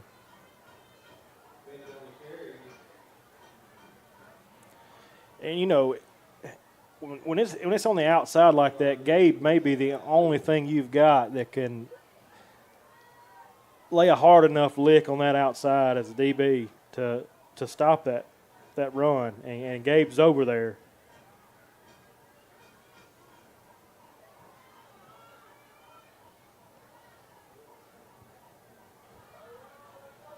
Second and 2, Pure Academy. Snap, handoff. Still on his feet, he bounces it. He's got Greenhill to beat. He beats him, and touchdown. A flag on the play, and I'm going to call it Greenhill face Touchdown mask. Royals. I didn't see it. It's on this corner, kind of in my blind spot. I'm gonna say they're gonna get Greenhill on a face mask. Go back to this replay here. Yeah, they're pointing. Penalty flag on the field. But you'll see that athleticism by them. We're going to have to seal that outside somehow. There he goes. He makes that bounce very close to the sideline. Personal foul, face mask. 7, Crockett. Touchdown's good. Penalty will be assessed on the preceding kickoff. There you have it. So Pure Academy 26, Crockett County 18, and they're set up for a 2-point conversion. And that's Crockett County's third personal foul tonight. And that's very, very uncommon to see out of Crockett County. Snap. Keeper. And there's a flag on the outside. The attempt is no good. I'm gonna. Conversion no good. There's penalty flags on the play. I believe it's on Pure Academy I think for you're a right. chop block, maybe. I don't know. Penalty decline. Extra point, no good. You're right. It was a chop block on them. I will give to the officials. I think that's a good call. It's not always easy to see. And them continuously going for that 2-point conversion and not making it is helping us. But we're also in a situation we may have to try that 2-point conversion some more.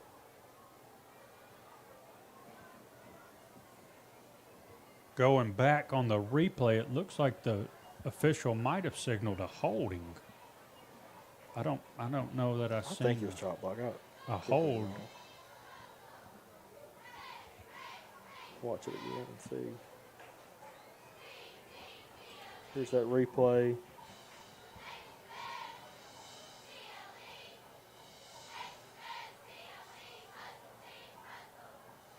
So, Good defense by Crockett County. or a block in the back? What? I don't know really what he's signaling there. And I thought that Antoine got hit low. My vision was on the ball. Yeah. But once again, I love having this replay to go back to. I wish we'd had it against our county. Yeah, absolutely. So here we are, Pure Academy kicking off from the 45-yard line due to a personal on Crockett.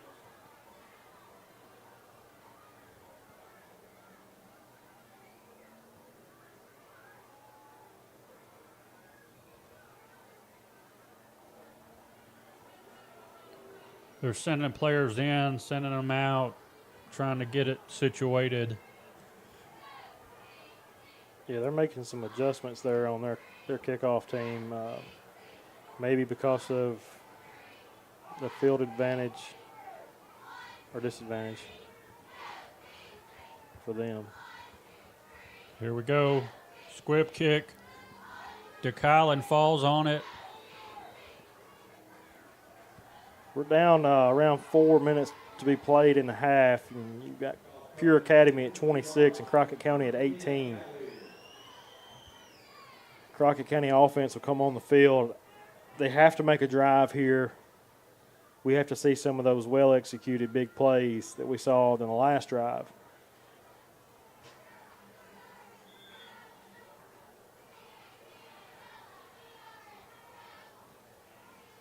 Looks like the play's in. Trips out for Crockett County. Lambert snap. Greenhill looks for a hole, still on his feet, falls forward. Another penalty flag on the play. Preston Vernon just had a fantastic block off the ball just then. Number 50 absolutely blew his man off the ball. That was the only reason we were able to get that yardage that we got. Love to see that. Defense, 5-yard penalty. So that'll give Crockett County a first down. What's the penalty they called there, Justin? I want to say he said incidental face mask. I couldn't hear him.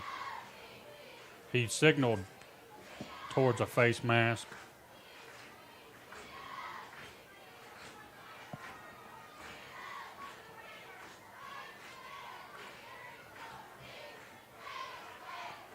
Trips out. Lambert rolls out, passes it, has a man. Hobson still on his feet, down the sideline. Big play, Marion Justin. This Hobson, is going to be a 20, big play. 10, 5, Cavalier touchdown. That is what you have to have. You're down inside 4 minutes to play in the second half. 26-18 at the time. You got a team that you can't waste clock on. No, sir. What a great run. What a great play call. What a great execution. Man, Crockett County, they really needed that play. So it's 26 Pure Academy, Crockett County 24, as Amarian Hobson breaks off a huge play for Crockett County. Crockett County set for 2 here.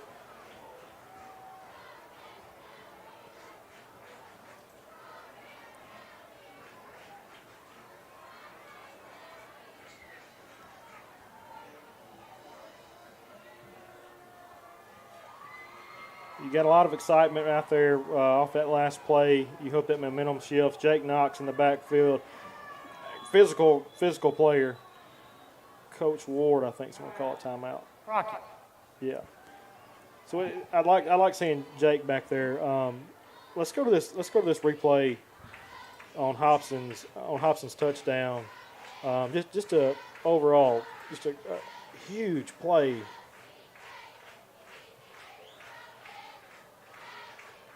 Great ball placement there. Sheds 2 tackles, turns the Jets on.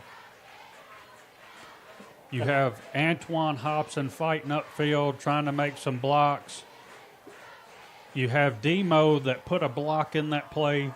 And Grayson Lambert, that was about the only place he could put that ball without getting that ball picked off. I mean, that was great ball placement there by Grayson. I'm just going to try to play it one more time. Those are the kind of plays you want to see. It's perfect. And to shed that tackle, shed that second tackle, and then that huge block. Wow. Amarian Hobson making that first move, and then your players around you picking you up. Good play right there for Crockett County as they come out for the 2-point conversion. Snap. Handoff to Kylan, looks, and he's in. Crockett County ties it up 26-26. That's huge, Justin. To tie this ball game up with circumstances we've seen, so kind of the turn of events we've seen so far, we're in a ball game with a very, very physical football team. And we may be gassing them a little bit at this point. You take those big explosive plays like that where they're forced to run downfield and pursue our runner. That's good. And looking at the replay, after that 2-point conversion, you have Pure Academy just kind of sluggish off the field, walking slowly.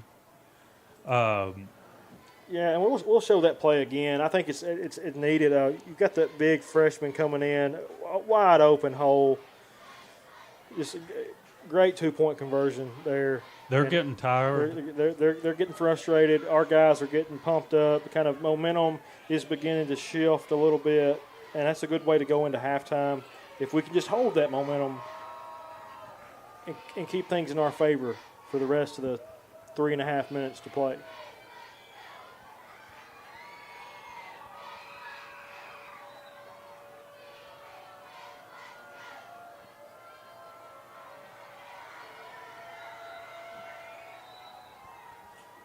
We're going to get a timeout from Pure.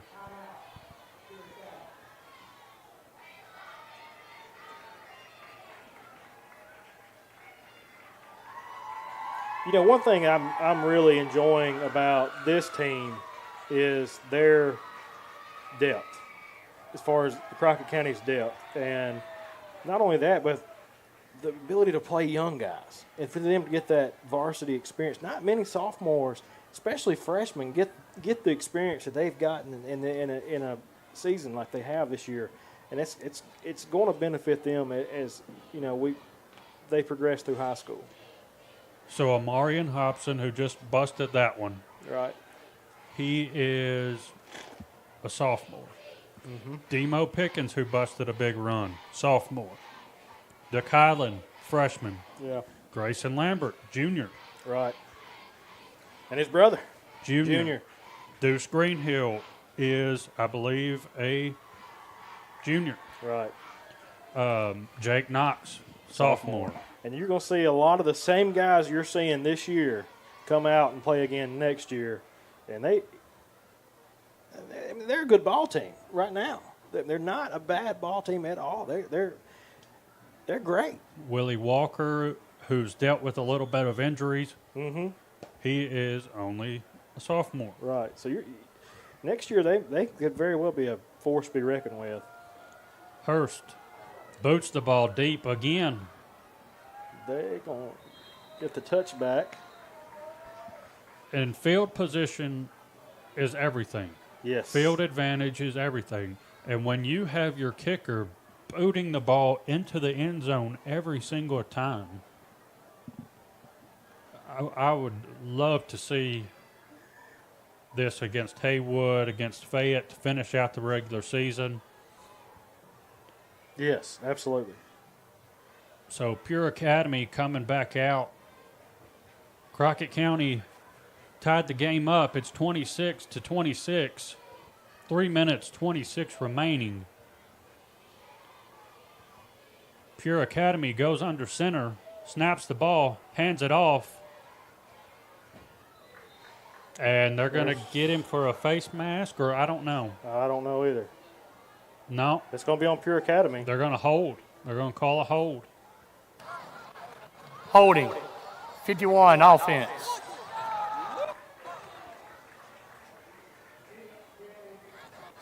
Down. So that's going to bring it second down. So a great play there as he's getting held to still make the tackle.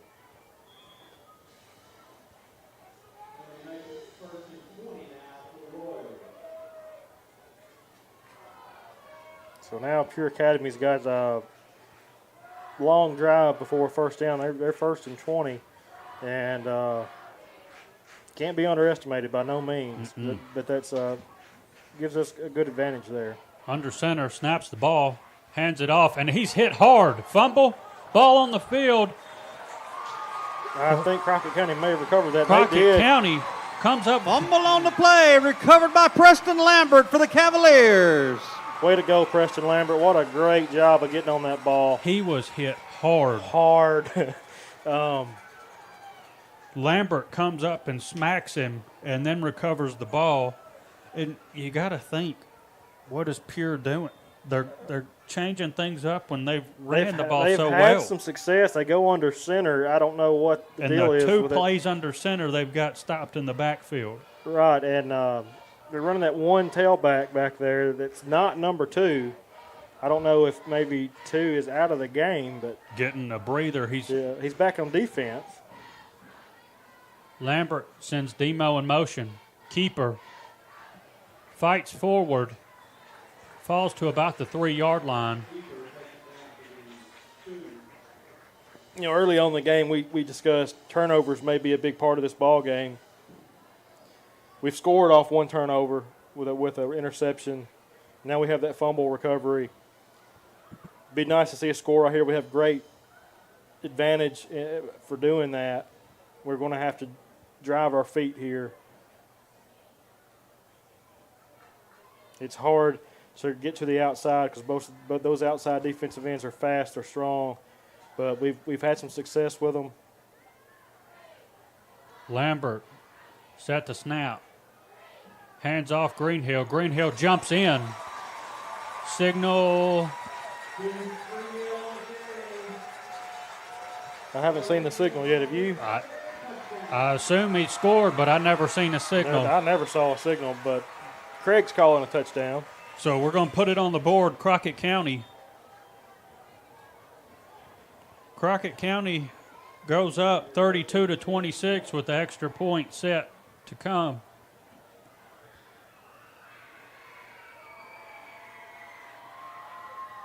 Snap, hold. The kick is good. Great job, Justin. I want to go back. I want to play that fumble. I want to show, you know, as physical as this team is, we're just as physical.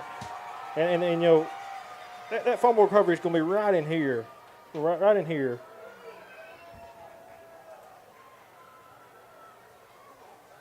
And it's Lambert that makes that big tackle and the recovery. He slides in, puts a lick on him, and then picks the ball up. Once again, Pure runs out of shotgun the whole night, having huge success, and then they go under center 2 times, and both times And I still haven't understood. negative yardage, and then hit What a hard. great hit there by Grayson, and then to know the ball's out and to get back on it. That's awesome. Great play. Awareness goes a long way in this sport. So Crockett County set to kick it off.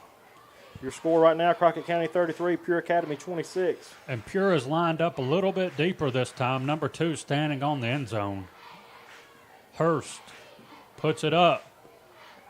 It's And going to go out of bounds. good placement. I take it. I think they wanted to give number 2 a chance to return that football.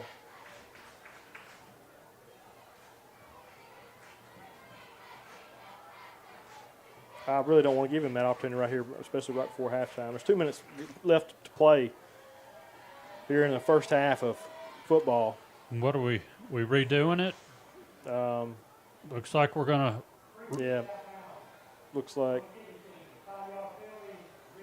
So they're wanting to re-kick. Pure wants the ball. They want want the number ball, 2 yeah. to have an opportunity. You have to wonder is Coach Ward going to instruct to just kick to the other sideline or not? And Pure is in a formation. If you can see it on your screen, they've got everybody up except for 2 guys back, and number 2 is back deep. He's the threat.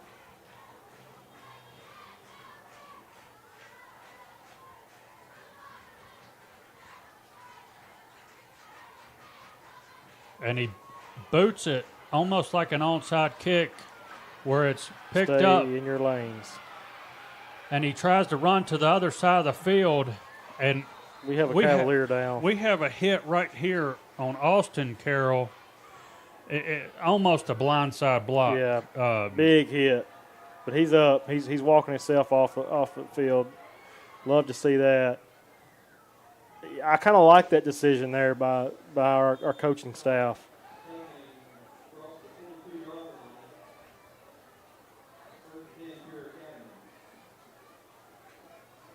I think that's a conservative decision. I Yeah. think you're in a position where you've got to play a little conservative.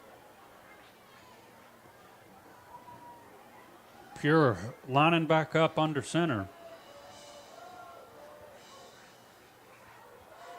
Snap, handoff, looking for room, and he's stopped. Stuffed again. I hope they stay in that formation. Absolutely. I don't know what's changed. That double tight end shotgun look was a lot better for them. Maybe they've had success in prior weeks with this formation. They're going to go under center again. Nope, going back to the gun.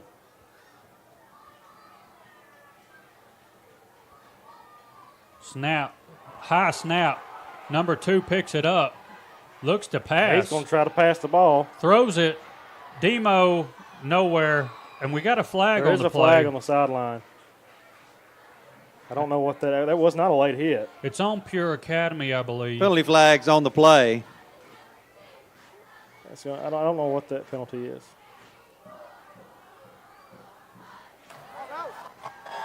Sideline warning. Okay. I guess we were. Down. I guess we were just. Our players may have been too far over on past the line there. Third down. I didn't see anything. I didn't either, but I just figured it was on Pure there, but just a warning. We'll take that warning, I guess.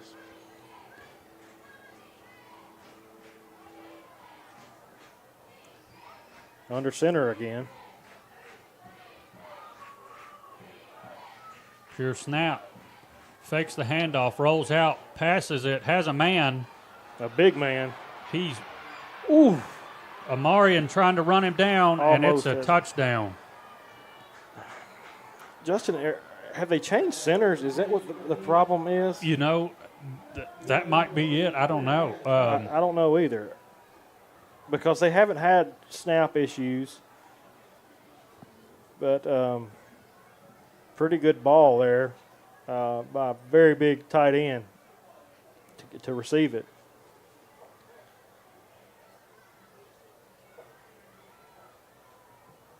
So brings your score: Crockett County 33, Pure Academy 32. Pure lined up to attempt the 2-point conversion.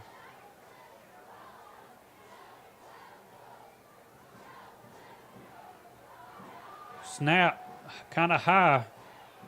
He slips the tackle, and they're going to say no good. That's under a minute to play. Crockett County still holds the lead. That was close. That was close.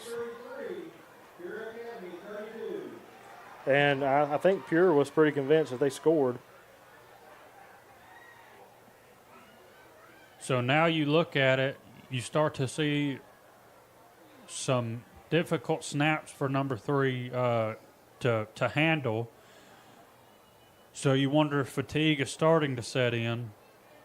The snaps are getting a little bit worse. Their linemen are dragging just a little bit.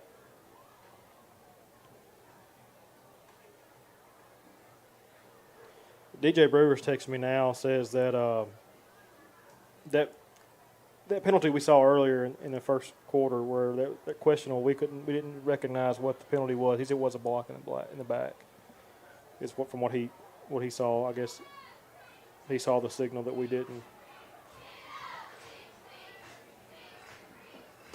The ref was kind of not very Yeah, out there with his right. signal, couldn't really see it. DJ, we appreciate you giving us some guidance there and the experience you have with calling football games and reading those referees.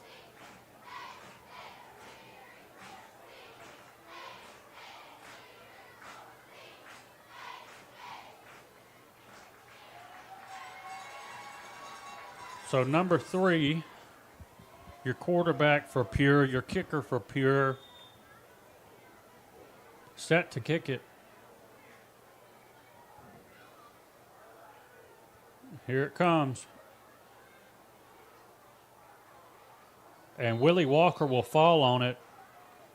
Brings it to about 51 seconds. Crockett County will take over 1st and 10 from the 33-yard line. Up a point on Pure Academy.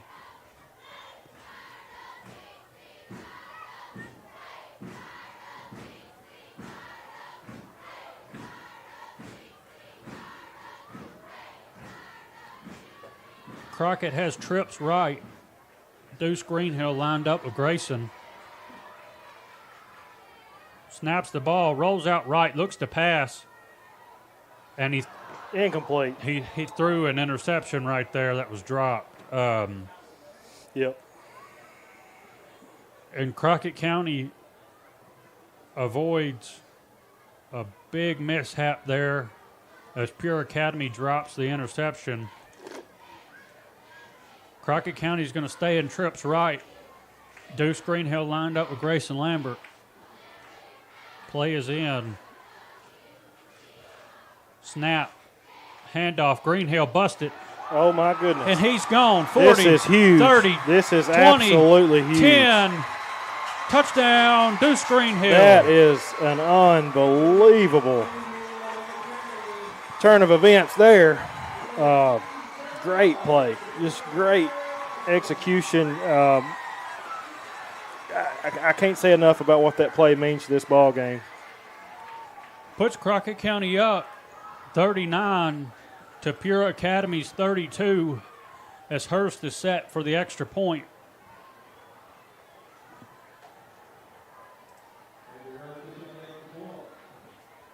Huge play right there, Justin. Man. And for Deuce to be able to do that Kick is good. Kick is good. And for Deuce to be able to pull off that type of play with the beating he's taken. Yeah. I mean, we've seen him limp off the field multiple times tonight.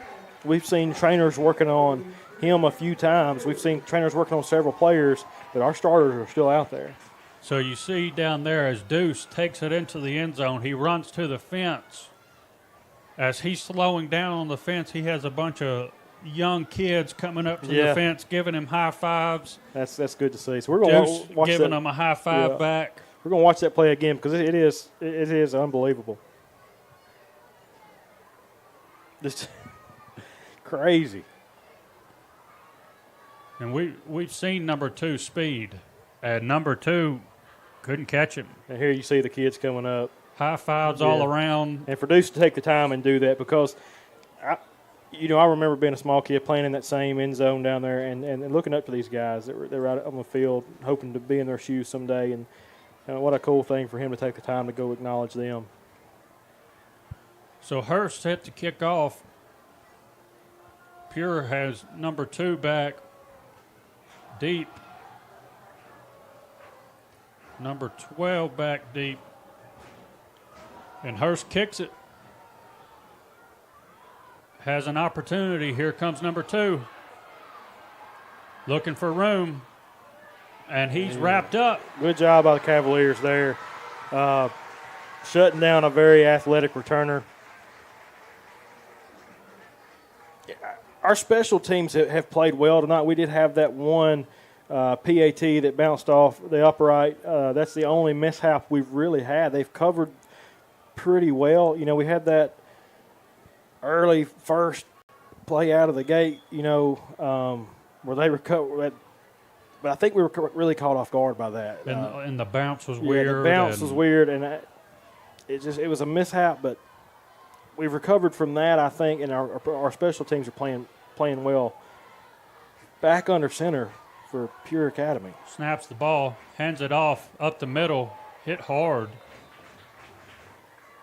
I'm looking at their sidelines, and it doesn't look like. They may have lost a center. That's the only thing I can think of. I'm gonna tell you, from start to now, everybody was standing up, and now they're sitting down. The game is wearing on them, and the clock is gonna.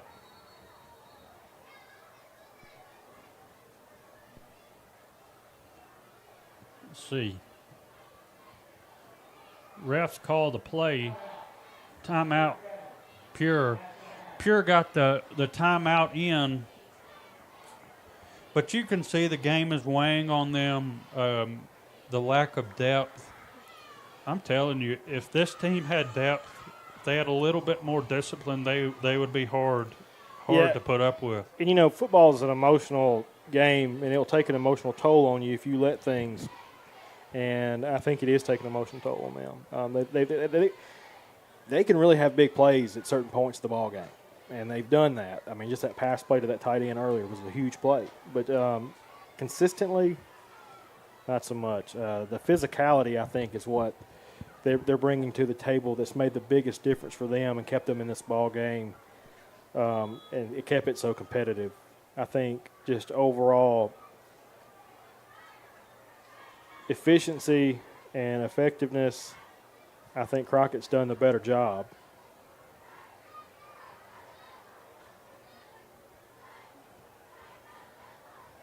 So Pure Academy will come out for one more play here in the first half. They're looking for a big play. They've got the players. Number 2 is in the gun. So likely you're going to see a quarterback run. Oh, nope. Yep. He's wrapped up in the backfield. He's shut down.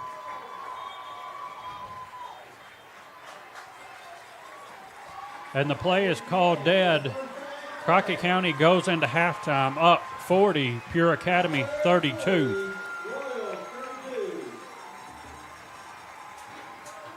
And a moment that many people have been texting me waiting for, making sure, please do not do anything during halftime but keep your camera rolling. A lot of people want to see these alumni cheerleaders, and assuming that time is now here.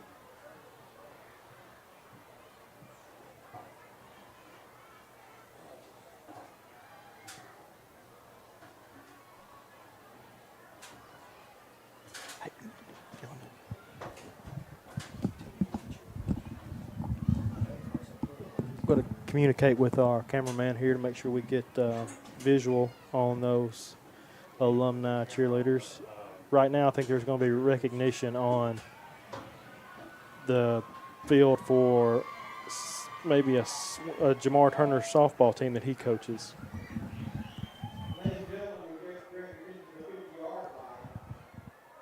On June the 10th, Crockett County's 8 and under All-Star team claimed the District 9 championship, going 4-0 on the day. 2 weeks later at 1:15 a.m., these 7 and 8-year-olds clinched the state title. Beginning the game with a 5-0 deficit, these girls rallied to take a 1-run lead going into the last inning, 7-6. In the top of the last inning, they scored 5 runs to seal a 12-6 victory and a state championship for Crockett County. Way to go. In both tournaments, these Lady Cavaliers went undefeated, posting an 8-0 record. We're so proud of you and how well you represented our community. Please help us congratulate the 2023 FASA District and State Champions, Crockett County's 8 under All-Stars. That team is coached by Jamar Turner, one of my favorite people. I really like Jamar and his wife, Yalitza. Jamar's a former Cavalier, football and basketball, and just an overall great guy. He's now We in the direct your school attention system. now to the alumni cheerleaders. And here's the They're moment about you've to been waiting perform for. a dance, and Justin, the I did tell- Cavalier marching band will be playing. I did tell Stephen Sutton to have the ambulance close. Let's hope it's not needed. Well, I'm just hoping it's close.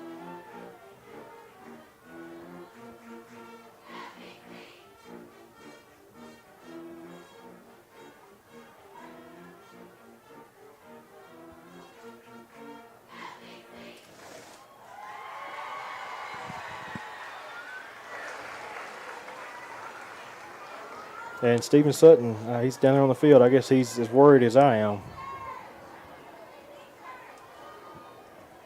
But, I am seeing alumni such as Marsha Morphus, current principal at Gadsden Elementary School.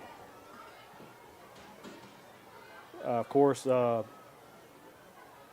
Jesse and Jenna Black. I would assume Brandy's down there. I don't see her, but of course, Yes, she is. Brandy's the current cheer coach here for Crockett County varsity cheerleading.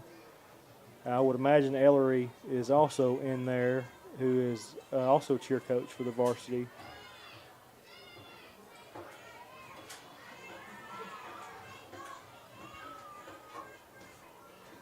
And looks like paparazzi down there around the fence taking pictures of them. I think after the band plays, they're going to do some kind of dance routine or something like that.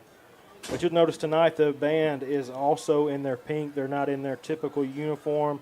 They are also celebrating Pink Out Night here at Cavalier Stadium as we honor and show our respect and just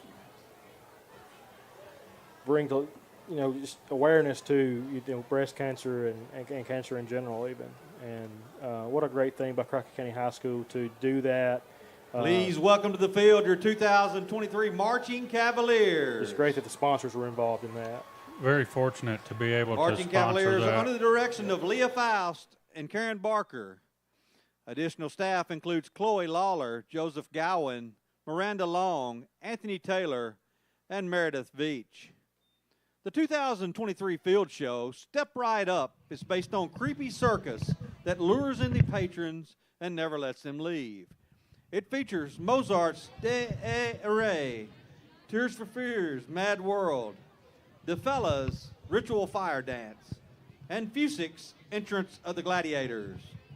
The show will feature trumpet solos by Orrin Moray, as well as guard solos by Allie Porter, Skylar Smothers, and Megan McCall. This year's field commander is Chloe Kale. Marching Cavaliers, you may take the field in exhibition.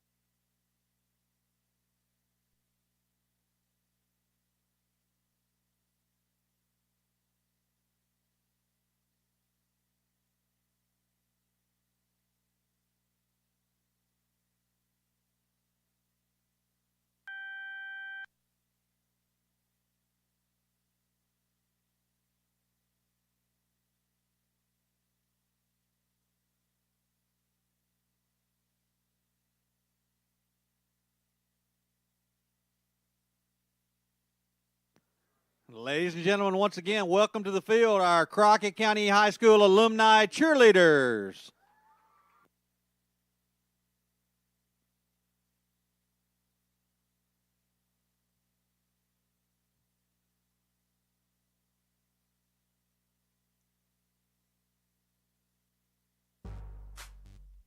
Ladies and gentlemen, this is a Jazzy Fizzle production. Missy, the princess is here. Sierra. This beat is automatic, supersonic, hypnotic, funky, fresh. With my body so melodic, this beat rolls right through my chest. Everybody, Martin, Poppy came to party. Grab somebody, work your body, work your body. Let me see you 1, 2, step. Rock it, slide it. Everybody get on the floor. Bring the party up. We about to get it on. Let me see you 1, 2, step. I love it. 1, 2, step. Everybody, 1, 2, step. This beat is.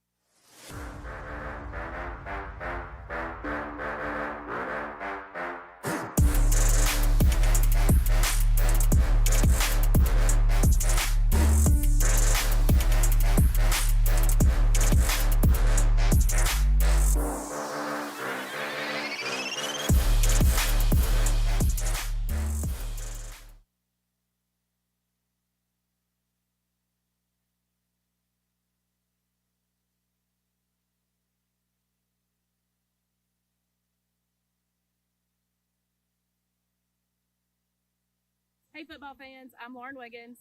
I'm Deborah Key, and as proud real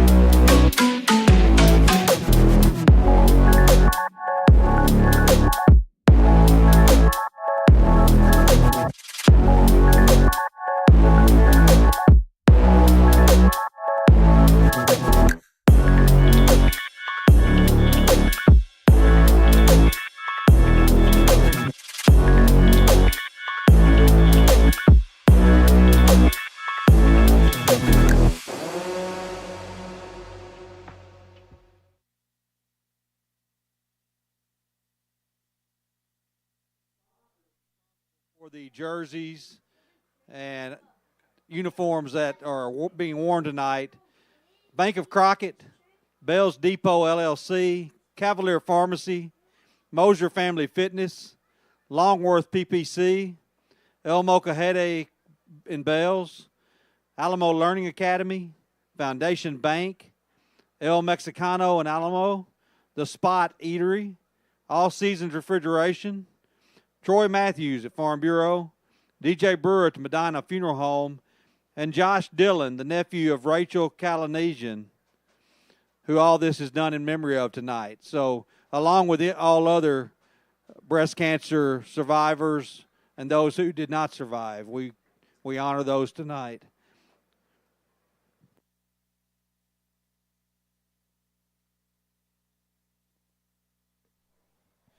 Justin, here we are. We're coming back after the half.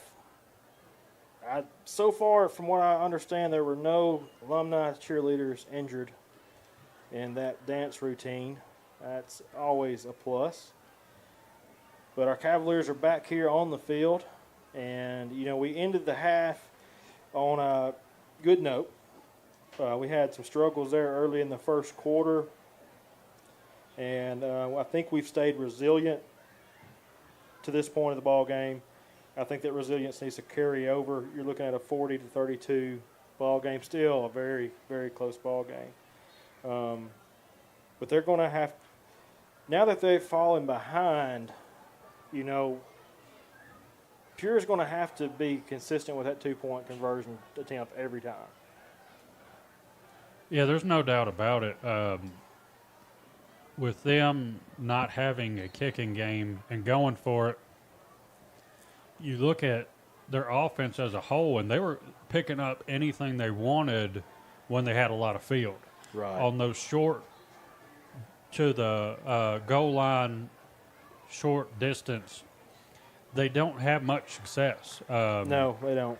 There's not a lot of push from their line. I mean, you're talking about a small yards to gain there, and they've not been able to pick it up. And, we talked about it in the first half, is that success that we saw from them out of the shotgun formation, two tight ends, to then going to under center with two tight ends with that tailback way back. And we have not seen that success.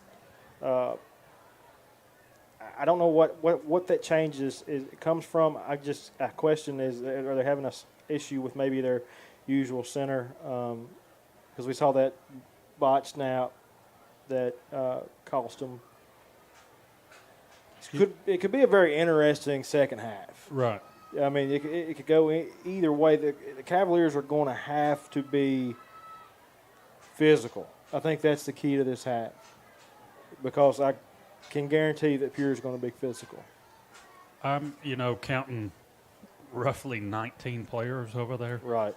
19 players on a football team.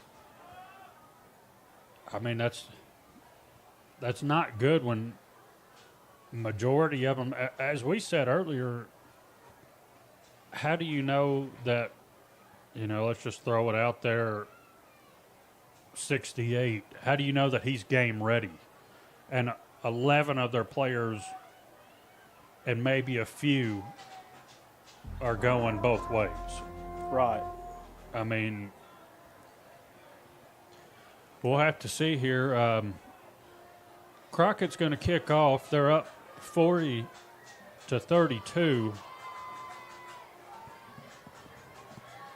Justin, one thing that worries me a little bit is they're not as beat up as we are. Right.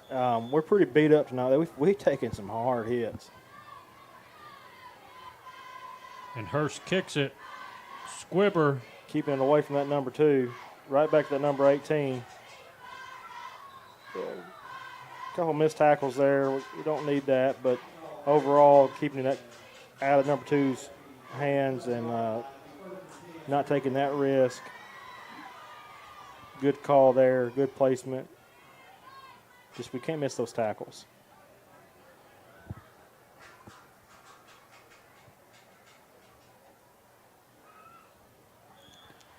So Pure comes back out in their offensive unit. Looks like they're going back to the gun.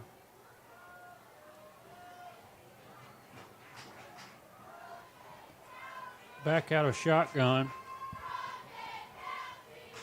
Pierce snaps. Looks for a hole, cuts it back. Antoine grabs him but can't finish it, where he's hit by a host of Cavaliers and taken down. You know, that good movement to the ball on that. Good thing we were in the backfield and got that first grab on him to slow him down a little bit while the cavalry came. But, man, he's a scary runner. I mean, he almost made a play out of nothing just then. And you see there, slow snap, very slow. Yeah. I'm not sure what's going on there. It's not as crisp as it was earlier. I did not pay attention to what number that center was. I'm going to guess they had to make a switch. Two's looking for a hole. He's wrapped up. Good defensive play there for the Cavaliers. It's going to bring up third down for Pure.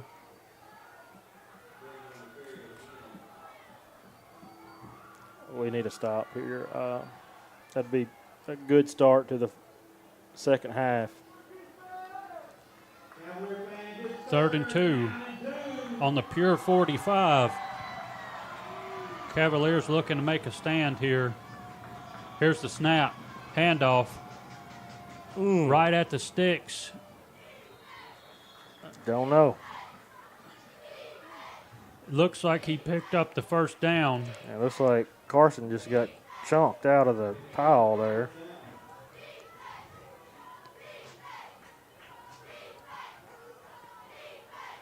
So Pure picks up the first down there.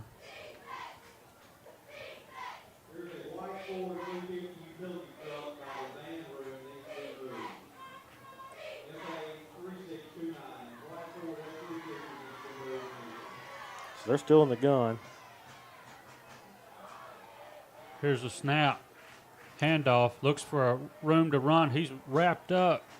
There should have been a false start call on that play. I guess they just didn't see it. Our coaches saw it and were screaming for it, but we didn't get it.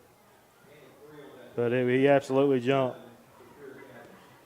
So it brings 2nd and 7 on the 50-yard line. Pure Academy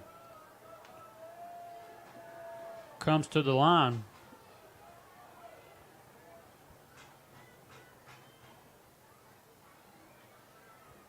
Here's the snap, high snap. Almost Gets the handoff. He's busting up the middle. What a great hit. Amarian Hobson. That's what I talked about earlier. That form tackle, not a shoulder, not an arm. He put a great hit on him. And once again, the Cavaliers are looking for a big stand. Here we are, 3rd and 2. If we could get this, it would be huge. Here's the snap. Handoff. Tries to get to the outside where he does, but he falls forward for a first down.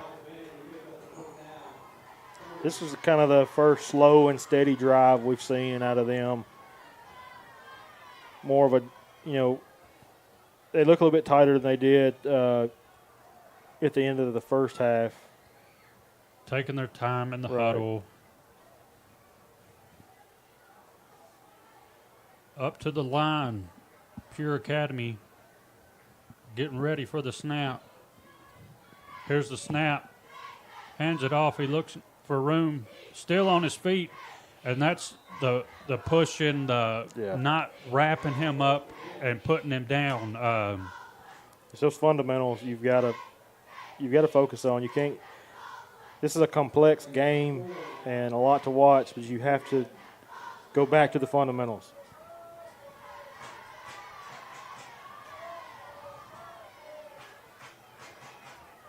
Two goes to the sideline for a breather for Pure. Pure snap. Handoff 12. 12 looks for room. Is close to the first down, and they're going to push him. Yeah, he falls forward. Yeah, he's going to pick up that first down there. Slow and steady drive for Pure.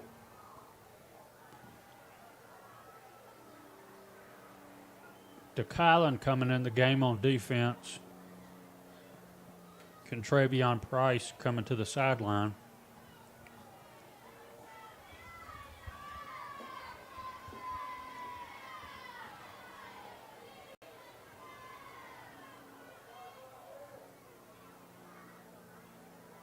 Snap. Handoff. Hit. Jake Knox. Willie Walker just had an absolute tug on his face mask there. A host of Cavaliers there. You look at Pure's offense, and they run the same 3-4 plays. Right. But the athletes that they have, even though you know it's coming, it's hard to stop. Right, and if it falls apart on one side, they can flip it back the other side, and it not be the design play, but they can make it. They can make a big play out of it.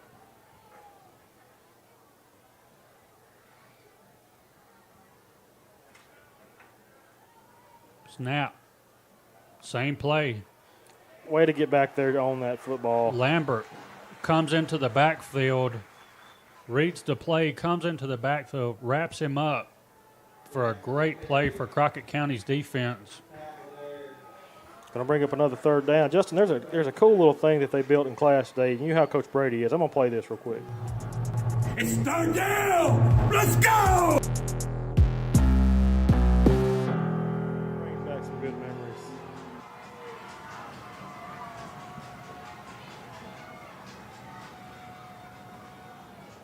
A little different formation here from Pure. Snaps the ball, hands it off. We have players in the backfield. DeKylan Woods comes in the backfield and makes a huge play. Great play. You know, if I was really thinking you're going to see just a hard run up the middle. You're putting two way back there in the backfield behind the quarterback who's in shotgun in that tailback position. I just thought they were fixing to just absolutely turn the Rockets on with him, but they tried to bounce it again.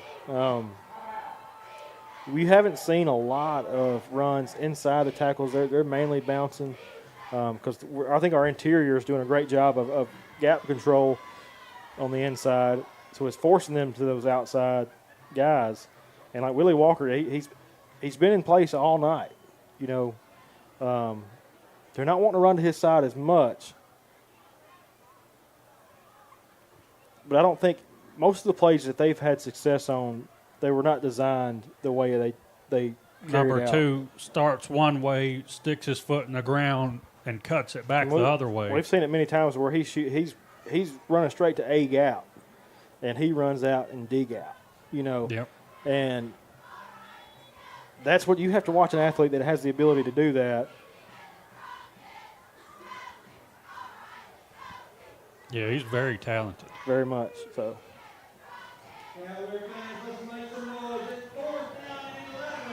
Fourth down.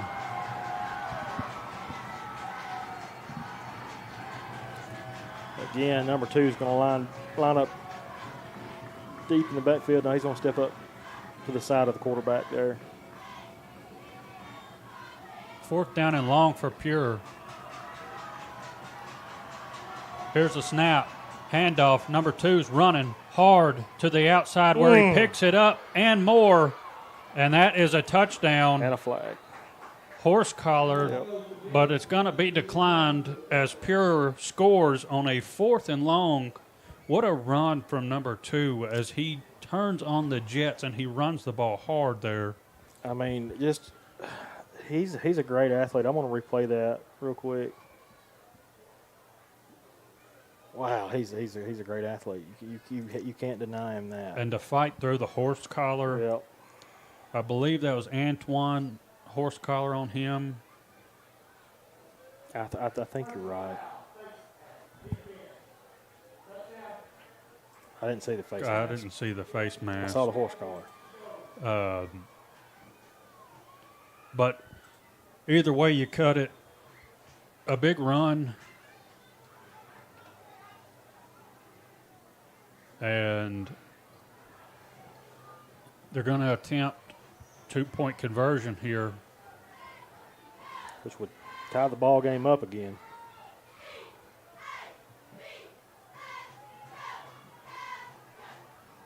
lining up under center. Pure Academy snaps. Hit hard. Stopped, I believe. To Kylan in there on the play, and one more Cavalier. I couldn't see who it was, but that young man continues to make plays. Like I said earlier, I don't care if he's touching the ball or not. He's going to make a play. Yes, sir. And another failed two-point conversion. Crockett County up 40-38. 5 minutes, 11 seconds remaining here in the third. And, Justin, I'm going to go back to that play. Again, there's a lot of talent on that Pure sideline, and you're starting to see a little bit more discipline out of them in the second. The coach must have talked to them pretty good because you haven't seen the fighting, the pushing, just the penalties that they were drawing. And you just watch the way this play develops. And, again, I don't think it was designed to develop the way it was. But he just sees that hole. And you have a few missed tackles there. Yep. But as hard as that kid is running, as quick as he is, he's very elusive. So that if you watch that play closely, the blockers were actually blocking into him as he bounced that ball to the right. I think it was actually designed to go A gap to the left behind that left guard and left tackle. But that hole wouldn't open up for him, so I think he just made the last-minute decision. I think he bounced this again and then scores with it. Pure set to kick off. Squib kick coming. More of an onside this time as Crockett County coughs it up. And Pure jumps on it. At this point, it's coming. Yeah. I don't, Second kickoff that they've recovered. And it hit, I believe. It hit the 10-yard mark. It hit Preston Lambert. And bounced off his chest. Yeah. So now you put number 2 back there as that tailback position again and let him do his work. Crockett County defense is going to have to. They're going to have to really hunt that ball. Yep. That's it. Play physical football and move to the football. That means playing sideline to sideline, not overestimating, not overshooting your gap. Just snap. Get to it. Here comes 2, looking for room to run. Very patient as he picks up good yardage. Very patient on that run. It wasn't that wide open run we've seen from him so far. It was a stutter step there, kind of slow down, let it develop. He had one man out there as a lead block, but not much else. A host of Cavaliers come in to clean it up, but still a good gain.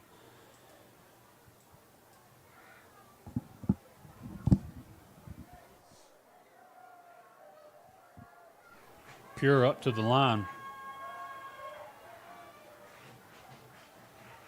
Snap, handoff, looks for room, has room up the middle. Nobody, and he cuts it back. Wow. I think he had the middle. And he's hurt. He's down on the field. He wants to run that outside, every time. I think he had the middle there, but instead he decided to cut it back. And he gets tackled. Let's watch that replay. He had the middle. I don't know why he cut it back. He had a clear shot at the end zone. He gets kind of folded up there at the end, but he might just be cramping. As much as he's touched the ball, it's a good possibility. It's a cramp issue. Looks like they're kind of working on his calf.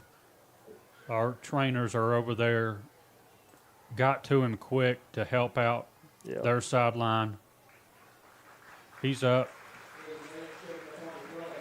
Watch this one more time. Pure did a pretty good job of opening that hole up for him. You don't see him go inside. I mean, a gap. Had he cut right instead of left, he scores. Crockett County looking for a big stop here on the 5-yard line. First down and 5 for Pure.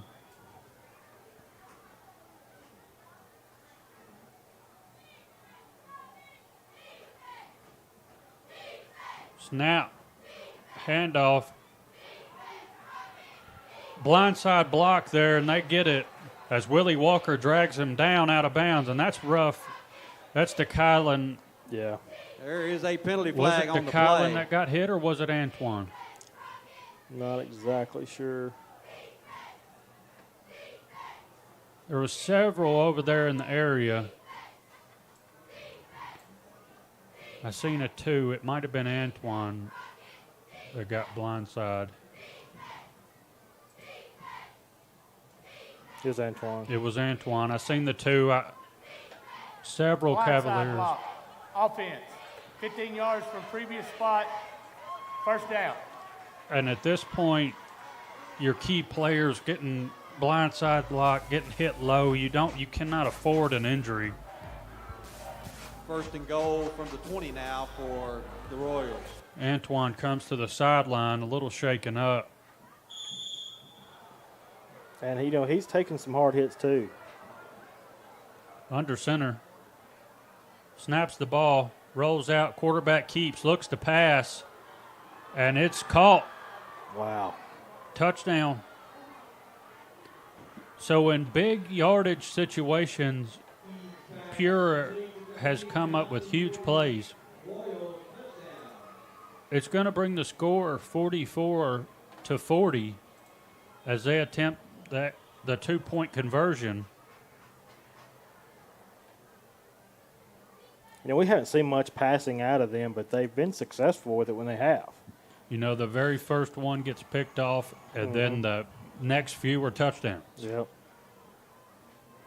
To some big tight ends. Mm-hmm.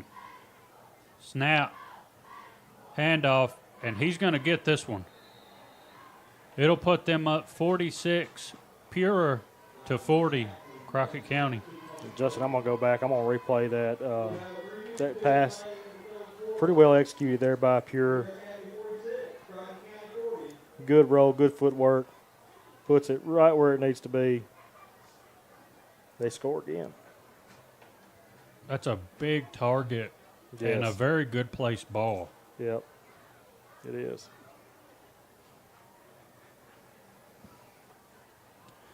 So 3 minutes 52 here in the third.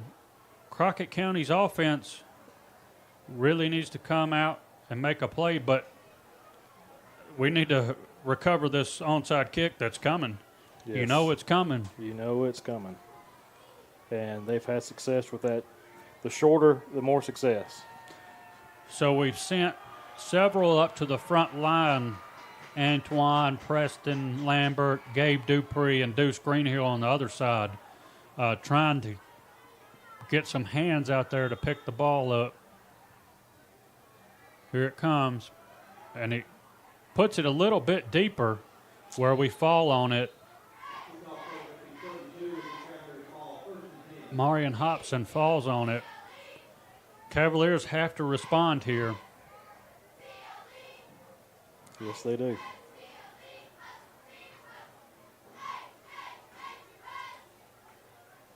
Number 2 back out there a little bit gimpy, it looks like. The young man's ran the ball very well tonight. I don't know how many touches on the ball he's had tonight. Greenhill hitting the backfield.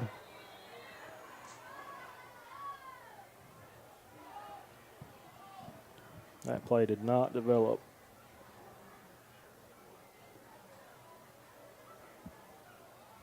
So Crockett loses a yard. Second down 11 from the 31-yard line. Looking over to the sideline for the play call. Clock ticking down.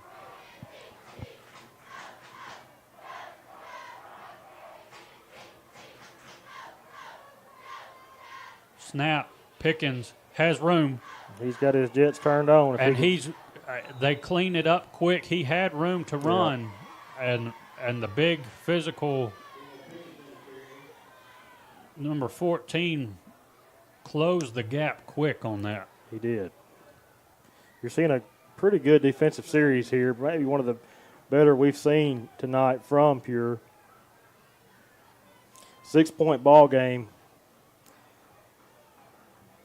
Right under 3 minutes to go in the third quarter. Still a lot of football to be played. Demo in motion, snap. Lambert looks to pass, steps up, hits Greenhill. Greenhill up the sideline. Greenhill has room to run. Greenhill 30, cuts it back.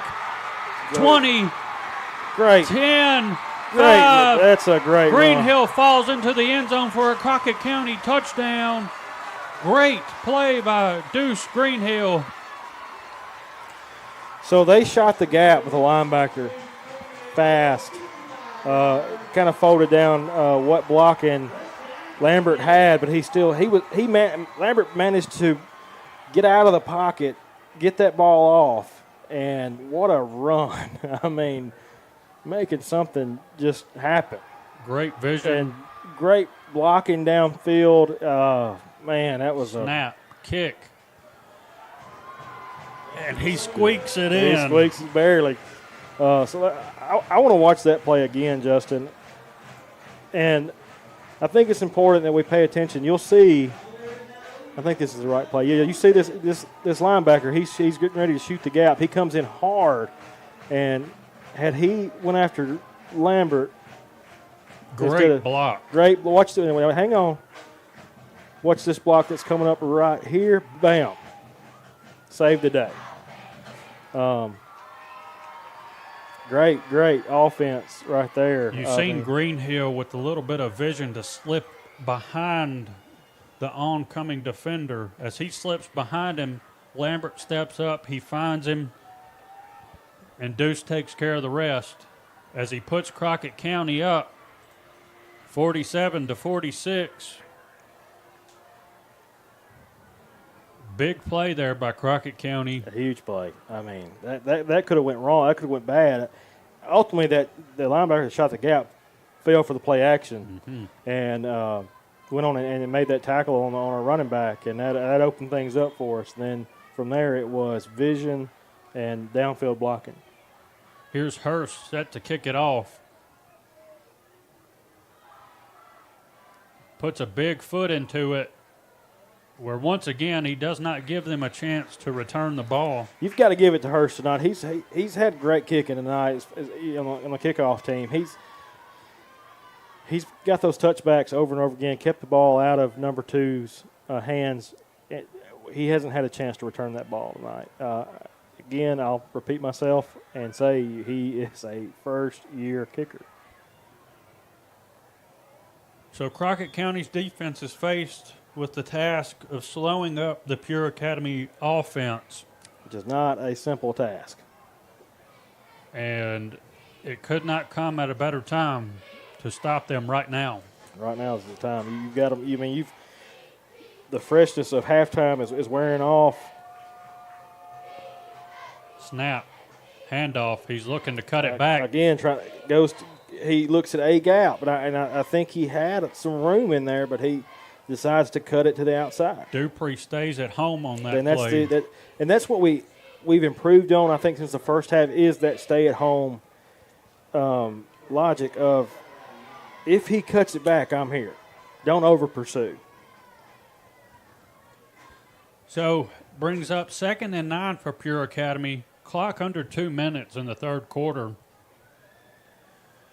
Pure Academy has chewed up a lot of this third quarter. They've went slower, and here they are up at the line. Snaps the ball, handoff, looks for room to run, has a hole, and he's gone. He is going to take it to the house, it appears. He slows up a little bit, but still, that's a touchdown for Pure Academy, and they score quick. Yeah, that's a quick strike. If they get open room, Justin, and 12 we haven't seen with as many touches, but I don't think there's much difference in between his athleticism and number 2. He's a good back as well. Puts Pure Academy up 52-47 as they look towards a 2-point conversion.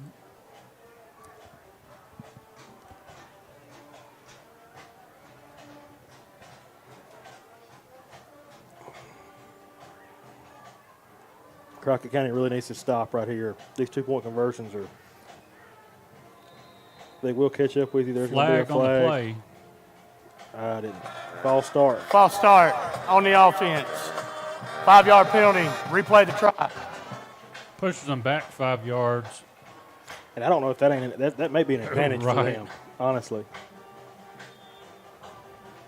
Gives them a little bit more room. They use momentum to their advantage as far as once they get their speed up, it's hard to bring them down. And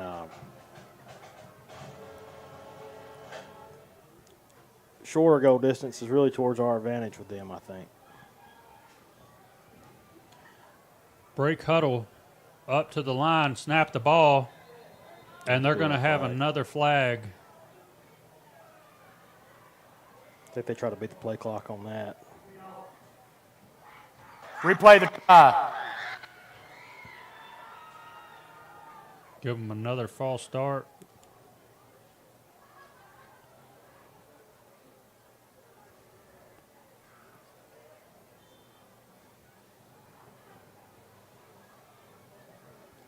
Here they come into the huddle with the play call. Break huddle going to the line.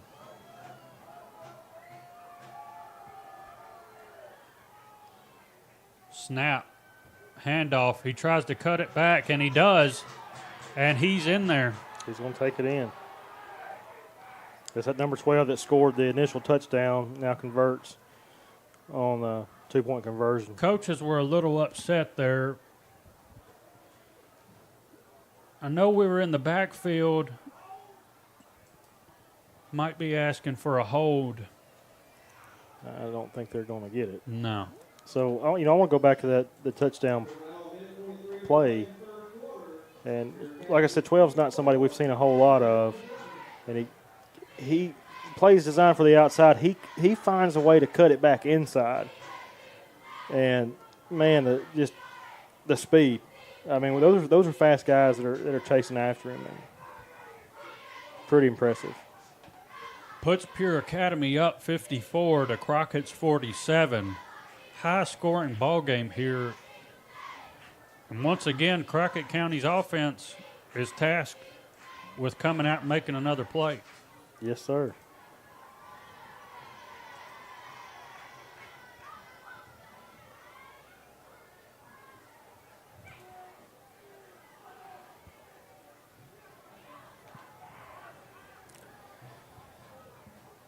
Those front few guys need to be aware of the football. I mean, it could take any kind of bounce when you're essentially onside kicking every time. We got a flag.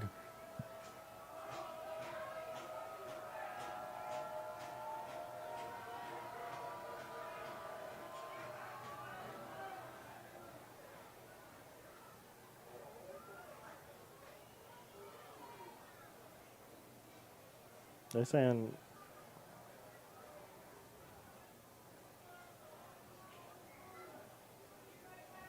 I didn't see the motion from the ref there.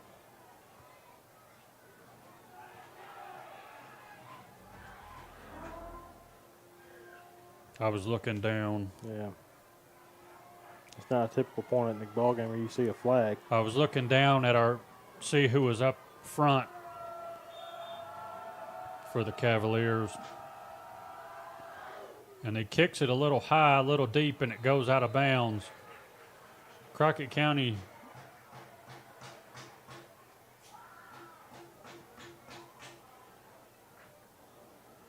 looks like they're going to decline. Make them kick again.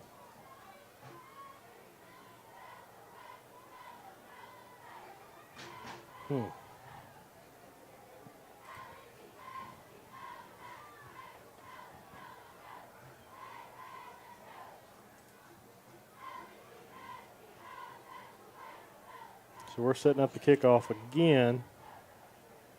We'll move that ball back 5 more yards. Or accept it.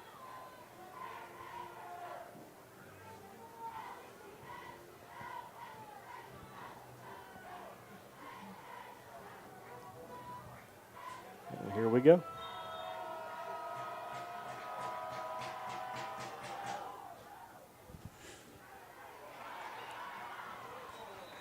And we had a little bit of a mishap there as Crockett County players are just looking at the ball. My heart almost came out of my chest on that one. I didn't know which way it was going to go. That almost was a pure football. That was a close call right there, Justin. Crockett County with great field position here.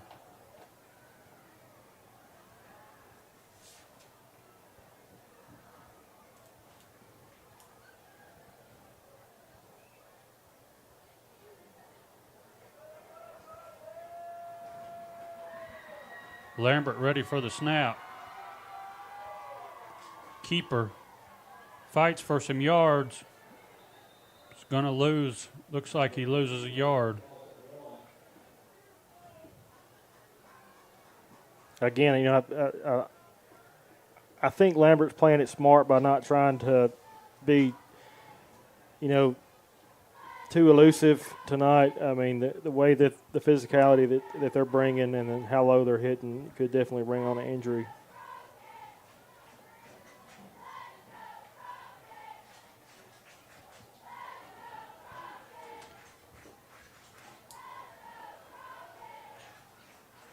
Grayson Lambert ready for the snap. Snaps the ball. Hands off, looking for room to run. He's hit hard, but you got to hit him hard. Yeah. And bottom line, you do. You have to hit him hard.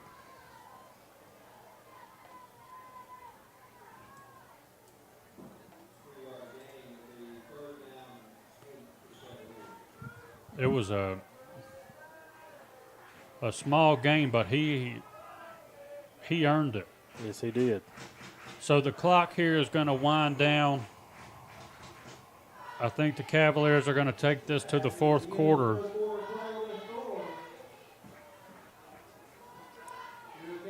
The Cavaliers are in a football game right now. Pretty high-scoring football game so far. 54-47. Still a lot of football to be played. You're playing a tough football game that can make something out of nothing. And we've been good about answering those big plays. We've had some huge plays ourselves.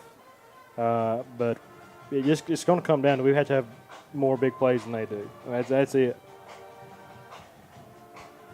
Yeah, you're right. You know, we've ripped off big plays. They've ripped off big plays. But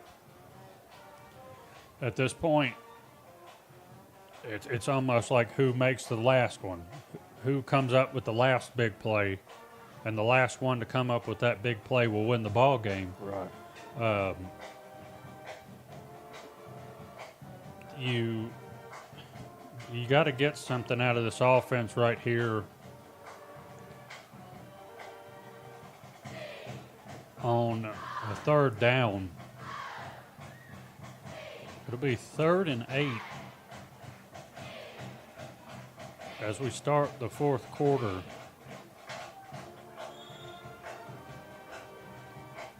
Lambert communicating to his team, looks at his wristband, ready for the snap. Tosses it outside. Greenhill looks for room. Yeah, he gets a decent gain there. He's going to bring up 3rd down.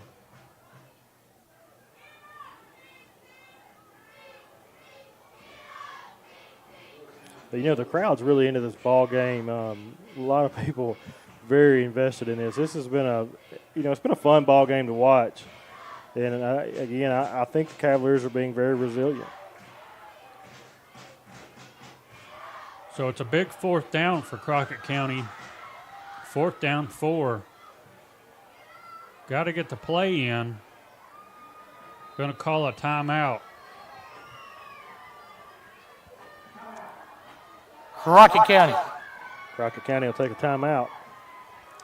During that timeout, Justin and I are going to take just a small break.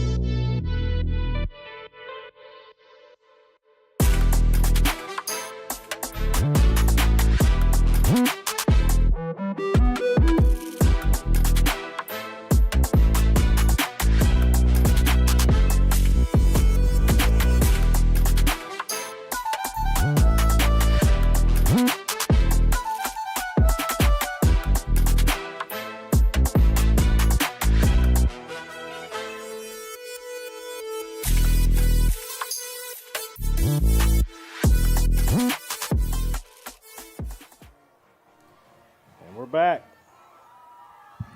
Lambert set to throw.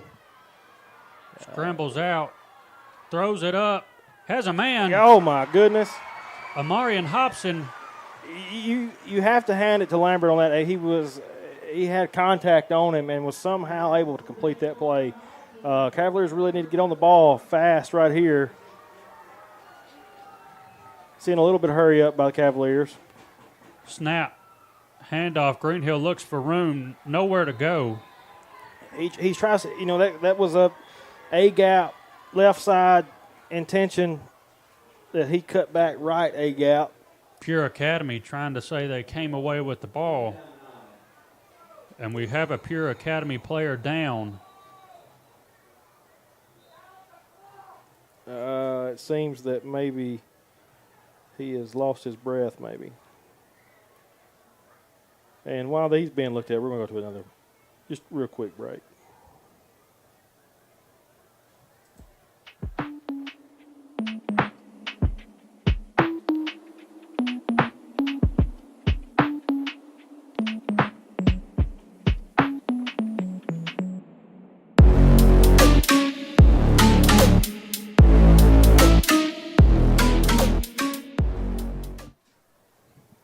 And he's able to go off the field on his own. That's that very athletic number 12 who's had some big yardage tonight, a few touchdowns.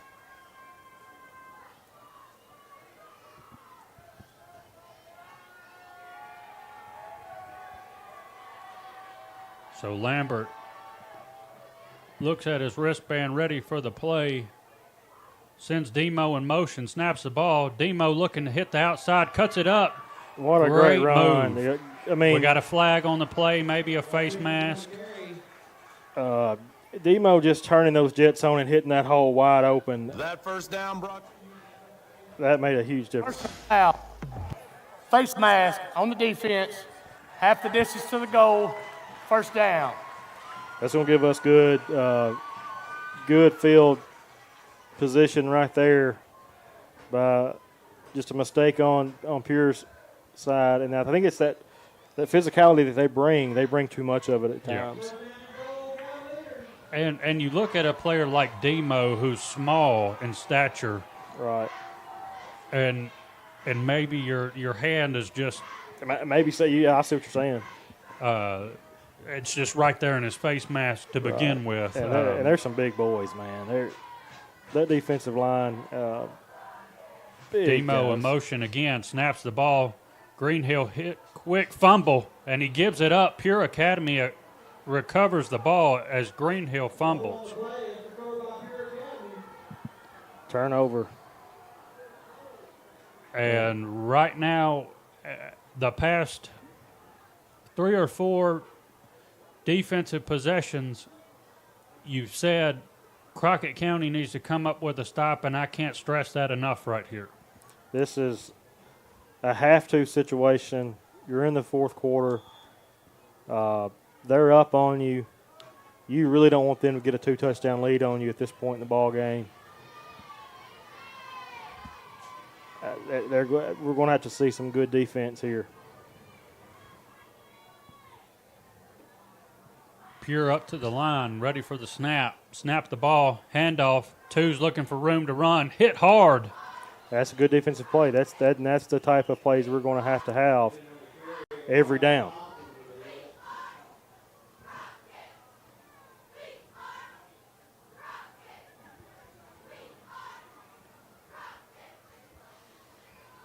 Picks up a few there.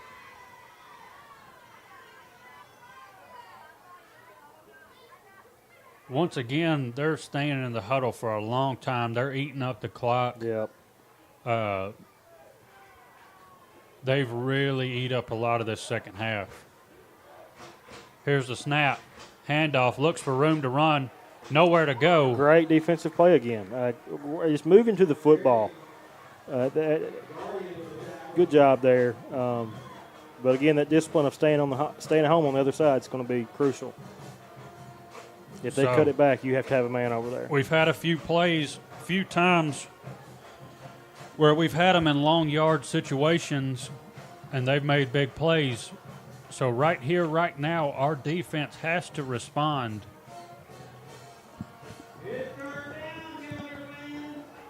The scoreboard reads second down, but third down's good, right? Handoff. DeKylan comes across, wraps him up, but he's still on his feet. He's going to gain about 2 yards there. So now we should be on fourth down. Fourth down. So this is where the Cavalier defense has to make a stand. You've got them inside the 15-yard line, 4th and 4. We're sending our punt team out. We have not seen them punt. And I don't know. This is new to us. We have not seen them, unless this is going to be some kind of trick play. And we're all out of whack right now as we've got a flag on the play, and that might be against Crockett County. I don't know. Coach Ward doesn't look happy.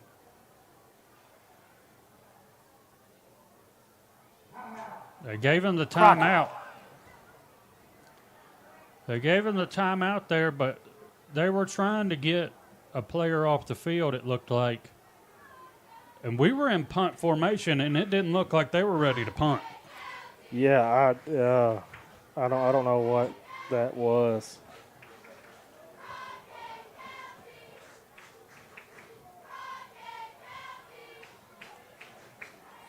At this point, what do they have to lose?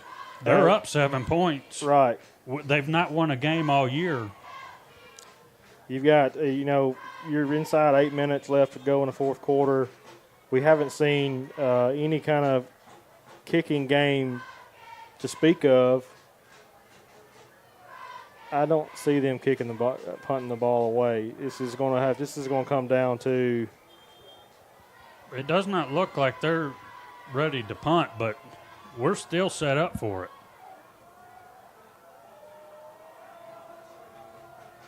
Unless they think they're going to snap the ball, and he's going to get the first down. I do not understand. They're not in a punt formation.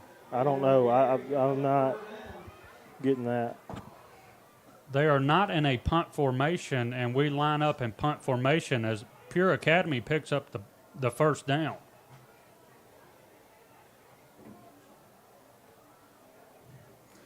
That was a big opportunity there to have have them inside the 15-yard line.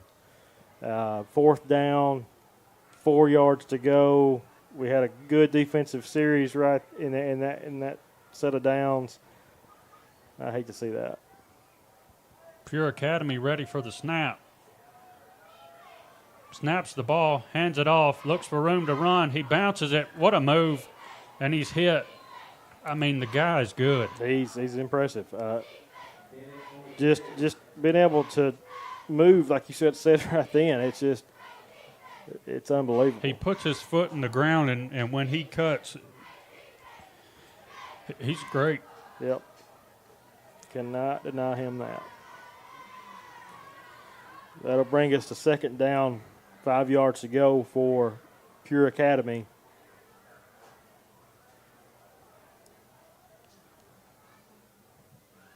they're going to come out in that shotgun formation. Number 3, number 2 in the backfield as normal.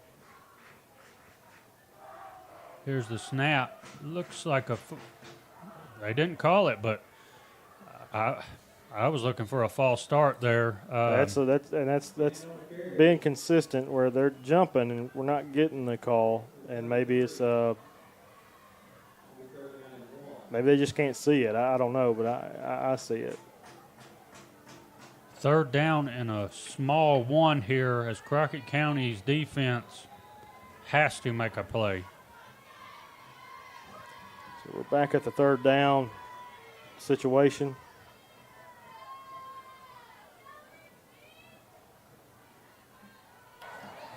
Timeout. Pure Academy. So Pure Academy calls their timeout. I think they know this is an important down for them. Obviously an important down for us. Yeah, you look at the timeouts, right? And we've had to burn several. For mistakes. Yep. So I go back to that play where we're in punt formation and they are not. Yeah, and, you know, the thing about it is you've got a team that is not going to punt the football. Right. You've got to make that. You've got to capitalize on that when you're in deep into their territory and you can get a turnover and put you inside the 15-yard line to tie this ball game up potentially. They like I said, they have nothing to lose here. Yeah, they're 0-8. Yep. They're up 7 points. And at that point in time, you can't help but think they're like, stop me. Yeah. You know, 3rd and 1 here. Snap.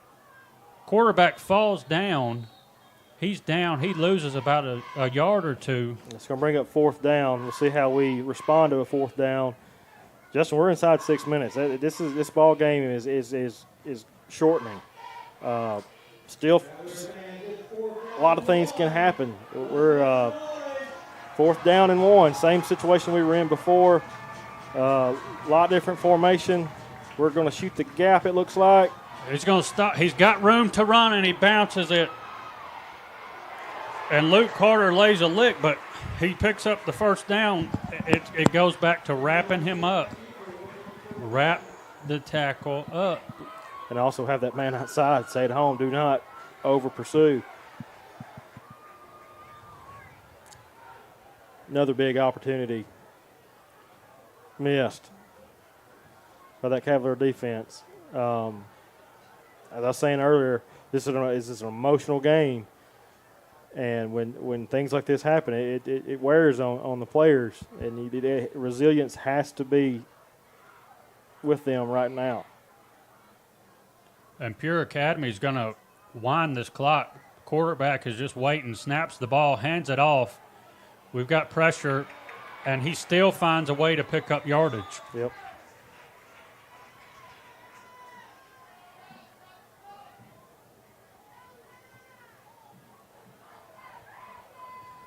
And they're going to be able to bring this game under 4 minutes here.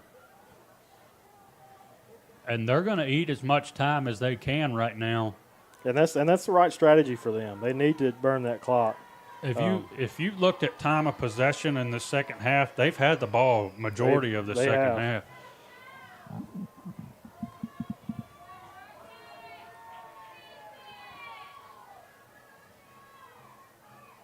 Snap, handoff, looks for room. He's wrapped up. And that's the kind of plays you need right there. You wrap the runner up.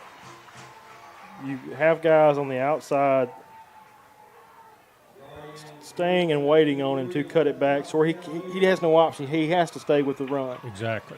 And I think if we can be consistent in getting those guys to the outside and just sit. So they're going to bring the clock down to roughly 3 minutes, 10 seconds, 3 minutes, 5 seconds, somewhere in there before he snaps the ball. This is huge. You have to make this play. Again, you cannot allow a third down conversion right here. Snap, handoff, looks for room to run. He's looking for nowhere a hole. to go. And we've got a flag. I don't know what that flag is. For the tackle. That's the white cap calling that. Hold on. Holding. Offense. Penalty decline. Fourth down. So it's fourth down here. Great pursuit.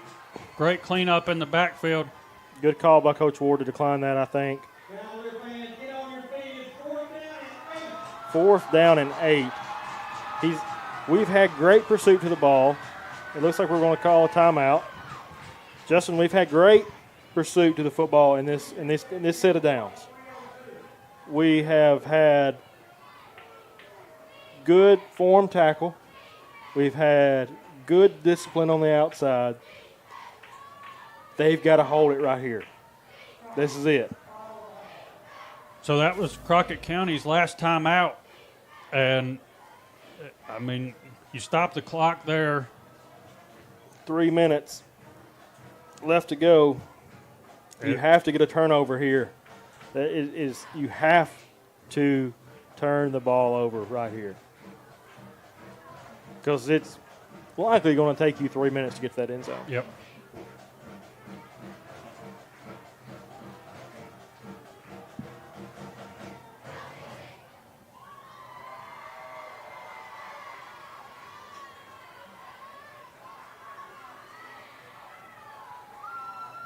Big play right here. I can't stress that enough how big of a play this is. Pure Academy is going to line up under center.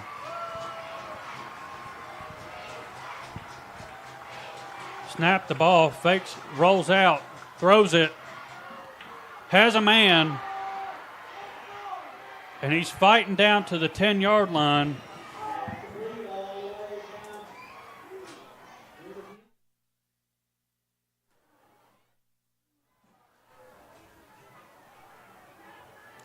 And that's an upsetting play for Crockett County.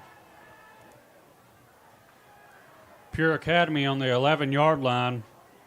No rush as Crockett County is out of timeouts. They're going to be able to bring this ball game 2 minutes, 10 seconds, somewhere in there. Just by sitting and waiting.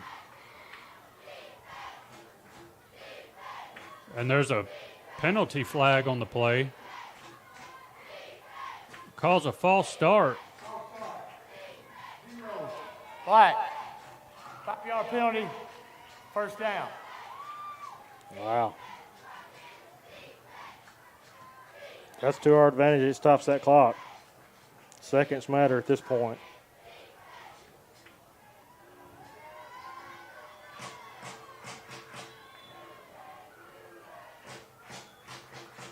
Clock starts. We've got confusion right now. Play clock rolling.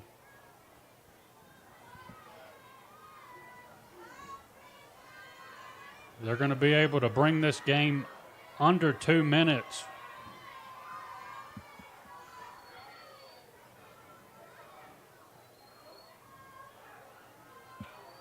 Ready for the snap. Snaps the ball. Fumble. And Crockett County's got it. What a huge play for Crockett County. Great awareness to jump on the ball. Oh, my God. Justin, we said early in the first quarter this ball game could come down to turnovers. We missed 3 opportunities to turn the ball over in their territory. Now we have possession of the football, and we've got to make it matter. We've got to make it count. This is huge right here for the Cavaliers. 1 minute 54 remaining. No timeouts. Confusion on the field. Lambert ready. Snap. Looks to pass. Passes it outside. Has a man. Preston Lambert catches it and gets out of bounds quick where he stops the clock. It's going to bring your time clock to 1:49. Going to bring up second down for the Cavaliers. 2nd and 5.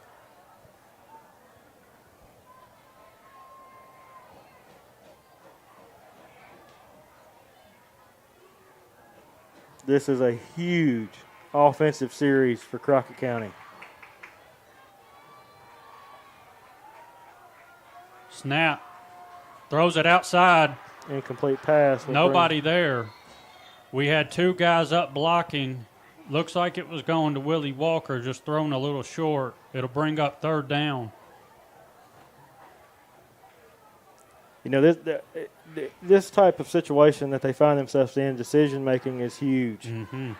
Both on the coaching side of the ball, the player side that big moments. Snap. Right here.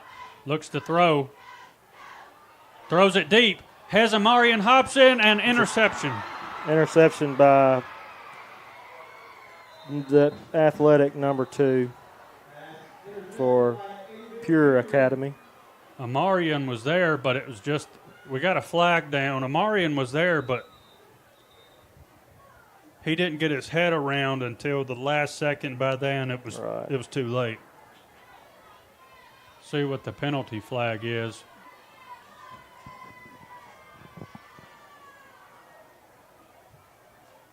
The clock will stop at 1 minute. After the interception, we have blind side block. Return team, 15 yards from the end of interception.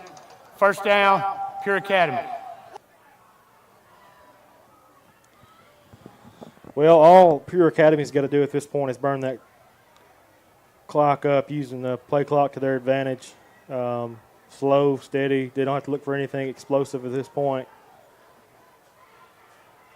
Crockett County just has to hope for a turnover, such as interception or fumble recovery. Line back up under center for Pure Academy.